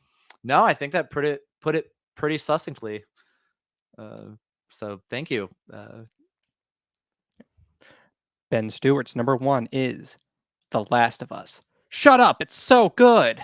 Dude, The Last of Us is incredible. I didn't play the second game, but I played the first game. And I love it. It's a really great story. It's a really great, like, it reminds me of Wolverine's evolution of like getting a little teen sidekick that drives him nuts, and then them becoming family, and then they just put it in this zombie video game with Joel and Ellie. So that was nice. I enjoy those kind of stories. It's really great. And Pedro Pascal would not have been, like, if you'd have given me a list of like, pick like 10 actors who could play Joel in a movie or a TV show, Pedro Pascal would not have been on that list. And whoever made that casting decision is a fucking genius. Because like, I remember when it was announced, I was like, that's a weird choice for Joel, and he's perfect. He's perfect. I feel like that man can do no wrong. Yeah. Did you play the games? I have played the games. Did you watch the show? I have not watched the show. Okay. I've seen plenty of clips from the show, but I have not seen the show itself. It's really great. I feel like you could consume one or the other and you're fine, because it's the same story and it's told really well and it's really well done. So like, the only joy I think that a person who played the games and enjoyed the story can get out of seeing it on screen is seeing these actors portray them so well, because you just don't get it. It's a unicorn. It's just something you never see. Perfect casting, perfect role, keep the story, don't change anything, tell the same story in a cinematic format, and it be incredible. So I don't know. You just never see that. Every director and writer has to make some stupid fucking change to put their own stamp on it. And you know, that's why we get all these different versions of things, but that's not the case with The Last of Us. They just told the story. Yeah. Shows what happens when you actually respect the source material. Absolutely. Space Boys number 1 is Hades Town. Yes, another musical. But it's a retelling of the story of Eurydice and Orpheus, but in a jazz swing way mixed with a bit of the Industrial Revolution. This is my favorite musical of all time. My kids, which are roughly the age of you and Space Boy, sing Hades Town songs constantly. And I don't know why I roll my eyes when I say that, because I love it. And I do want to go see it just so I can be in on whatever is going on in my family room when my kids are hanging out together. But from what I can tell, it leaves an impact. Yeah. Yeah. Like Space Boy said, it is their favorite musical of all time. I have seen a bootleg of it myself. Yeah. It is fantastic. I'll have to check it out. And Urinetown, they talk about Urinetown a lot. Yeah. Yeah. Which is another musical, right? I have no idea. Oh, okay. Anyway, and being Evan Hansen or whatever came and went in our household there too, and there was some other musicals that kind of ebbed and flowed through our house. So I know some of these songs from these musicals I've never seen and have no interest in seeing, but for sure. All righty. And Billy Rhodes, number 1. I'll just say Battlestar Galactica again. It's easily better than the original. I feel remiss, Billy, every time you come up with one of these series, like when you start talking about Star Trek and I cannot join you. I'm a Star Trek fan and I'm just not a big enough Star Trek fan to like be in the conversation with you. And Battlestar Galactica is one of those series that I should be on top of and I should have already watched, and I haven't watched either version. And I feel really bad about that because I would love to talk to you about it, but I just have no frame of reference. Other than like Katie Sackhoff was part of it, and I know her, from The Mandalorian, obviously, and Star Wars Rebels, and Clone Wars. But yeah, I know it's a great choice, and I know from what I've seen that it's great. So I'll get there eventually, and just be patient with me. Fox Pixar said WCO Streams has the entire Chucklewood Critters series. However, a Chucklewood Halloween from 2020 should be the starting point. Okay, thank you. I will check that out. My number 1 is my favorite movie of all time, The Crow. The Brandon Lee movie was very influential for me, but I do think that it is a much better telling of the Crow story than James O'Barr's original work. That being said, I do enjoy the Crow comic books as well. It just has a very different look and style to it. It's a lot less actiony and a lot more like dark gothic punk music. But for me, Brandon Lee is the perfect version of the Crow, and they did a great job telling that story. Really can't touch it. HM Fences, Denzel Washington was incredible in the movie. I've never seen the Broadway show, but I imagine the movie does it justice. Billy said it's only a 20-year-old show. You got time. Thank you, Billy. That's true. That is true. Next week, for our hit list, let's do top 5 retro games. All right, do your 5 favorite retro games. So anything either in a retro style or actually retro, and we will kind of break those down. There's some great mentions in there. Fox Pixar said, by the way, the CGI design of the rat inspired the clay model, if you can show that as well. We are kind of out of time, so we're not going to add that. But I did direct people to your YouTube page, so if you just want to put something up, they can see it there. But yeah, so next week, hit list 5 favorite retro games. We will break that down. This has been the hit list.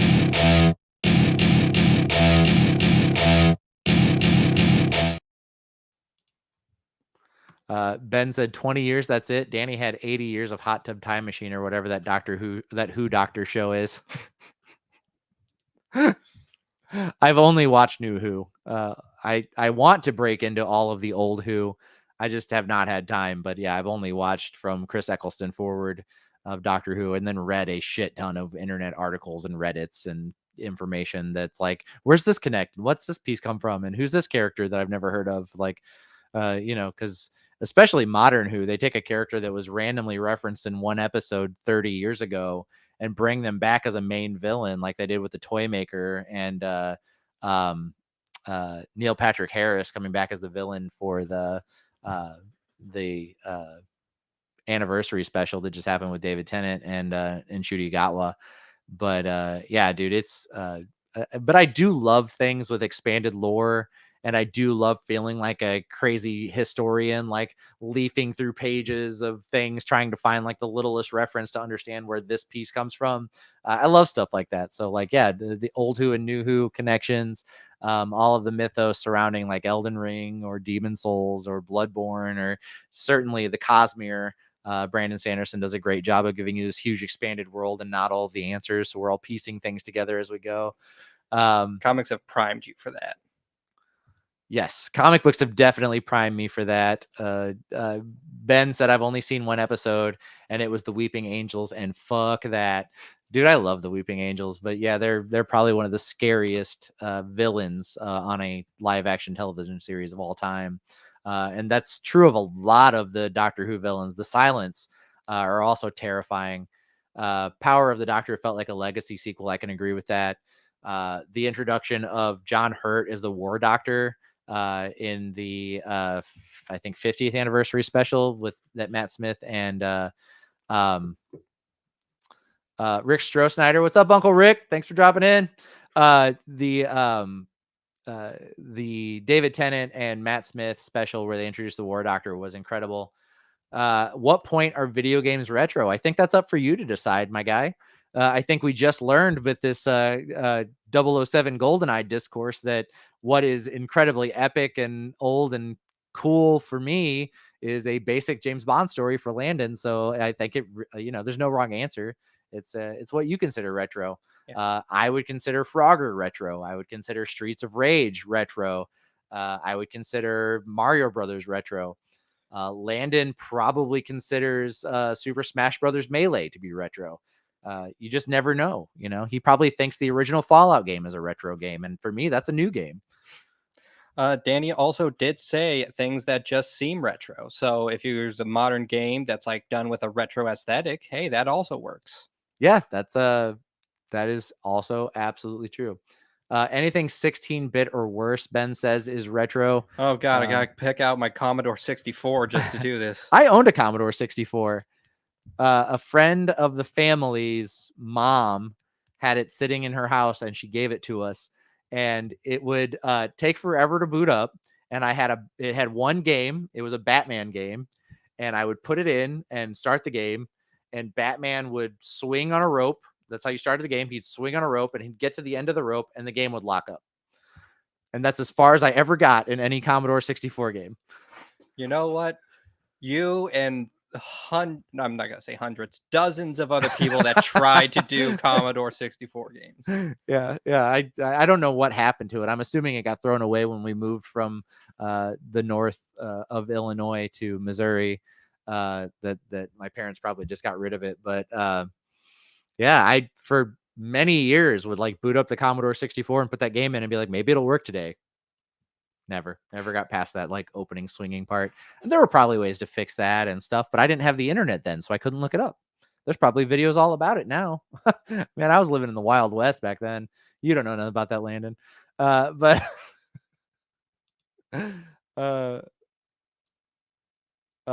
anyway, so yeah, I think that is us for the week. Billy said sounds like a really shitty Pitfall. Yeah, I'm not assuming they put a lot of money into that Batman game for the Commodore 64. It took all the way to like Arkham, Batman Arkham Asylum before they made a decent Batman game, and they've never made a decent Superman game. Which is crazy because we had a great Spider-Man game on the PS1. We had a great Spider-Man game on the Super Nintendo. Like Maximum Carnage still fucks. That game is incredible. Have you ever played that? No. It's a side-scrolling game, kind of like Double Dragon or Streets of Rage or the Ninja Turtles games on the regular Nintendo and then Super Nintendo. But like you play as Spider-Man or Venom, and you're trying to defeat Carnage. So you're walking down the streets of like a video game New York, and the enemies like walk up to you, and you like web swing into them and like punch and kick them, and it's a blast. Like it was so fun. And they've yet to put out a decent Superman game. Like I just don't get it. The Iron Man, like there's a lot of Marvel games that are kind of okay, but like when VR came out and was really popular, they put out an Iron Man game for the PSVR that feels like you're actually Iron Man, and it's incredible, but they still haven't put out a good like Superman VR game where you can like fly and punch shit. I don't know. It just seems like we should have at this point gotten a decent some kind of Superman game. Billy said the Batman game on Super Nintendo was good. I think you're talking about the Michael Keaton Batman video games that they made. They were okay. They were kind of glitchy. The controls were kind of difficult. I don't think they held up as well as some of the other games. Sean said, I'll save you the effort next week. It's ET on Atari as best retro video game. So that's your number one. You're missing 4 more items on your hit list, Sean. But anyway, Fox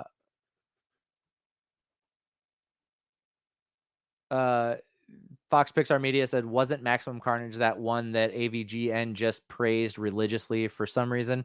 I know it got a lot of love. Maximum Carnage was a big hit whenever it landed. It did a lot for superhero video games. It kind of moved the needle a lot for what we could expect out of quality out of our superhero video games. That being said, like Tony Hawk Pro Skater is a great like 2. I think it was 2 when they introduced Spider-Man as a playable skateboarder. That was a great Spider-Man game too. And play as Spider-Man and Tony Hawk Pro Skater all day long. And that's what led to them then making the Spider-Man games. And I believe that was Activision at the time that made those. But all great games. Yes, you are absolutely right, Billy. It was based on Batman Forever. I owned it. It was like Strider. Yes, you are correct. Those games again. I think it was good for the time, but I don't think it was a good game. I think that like compared to the quality of Arkham Asylum, it's not even close. Like there's no retro enjoyability about it when you're like, hey, what are the 2 Batman games I want to play? It's like, let's play the SNES one. Nobody's saying that. Like Batman Arkham Asylum, you are Batman, like straight up kicking ass, and it's incredible. And obviously they copied the fighting style of that game to make the more modern Spider-Man games. And they've been widely received as incredible games as well. So I just think that moved the needle so much that it's hard to look back on those SNES Batman games and be like, yeah, it was a good game. It's so far removed from a good game, in my mind, at least. Like I said, that's just my opinion. That's okay if you don't agree. But anyway, that has been us this week. Thank you, each and every one of you, for tuning in. We love and appreciate you. Butt pats all around. Those are for you. Enjoy that. I'm going to give Landon his personally. We've really enjoyed talking. Thank you for being in the chat. Thank you for liking, sharing, subscribing, telling your friends, having it laser etched onto the moon so everyone can see it at night. Thanks for putting it on at the nursing homes and making your elderly grandparents watch Cutting Edge Hero, and they have no choice or option to go anywhere else. And they're like, I want to see Bob Barker. And you're like, Grandma, Bob Barker died. He's not even around anymore. And it's like, well, I don't like that Drew Carey. And it's like, Grandma, come on. And then she says the N-word, and you're like, Grandma, knock it off. We don't talk like that anymore. You know what I mean? Like, they need some Cutting Edge Hero in their life too. Landon, you got anything to say to the folks? Sorry, I'm still recovering for that stream of consciousness you just pulled. I'd be rambling. To quote my daughter, I'm a yapper. I guess if you've stuck around through that rant, thank you. And as always, thank y'all for coming out and just chilling out with us, talking in chat and everything. Thank you dearly for that. And just remember, if that free chili dog seems like it's too good to be true, maybe don't eat it. We'll catch you later. See y'all.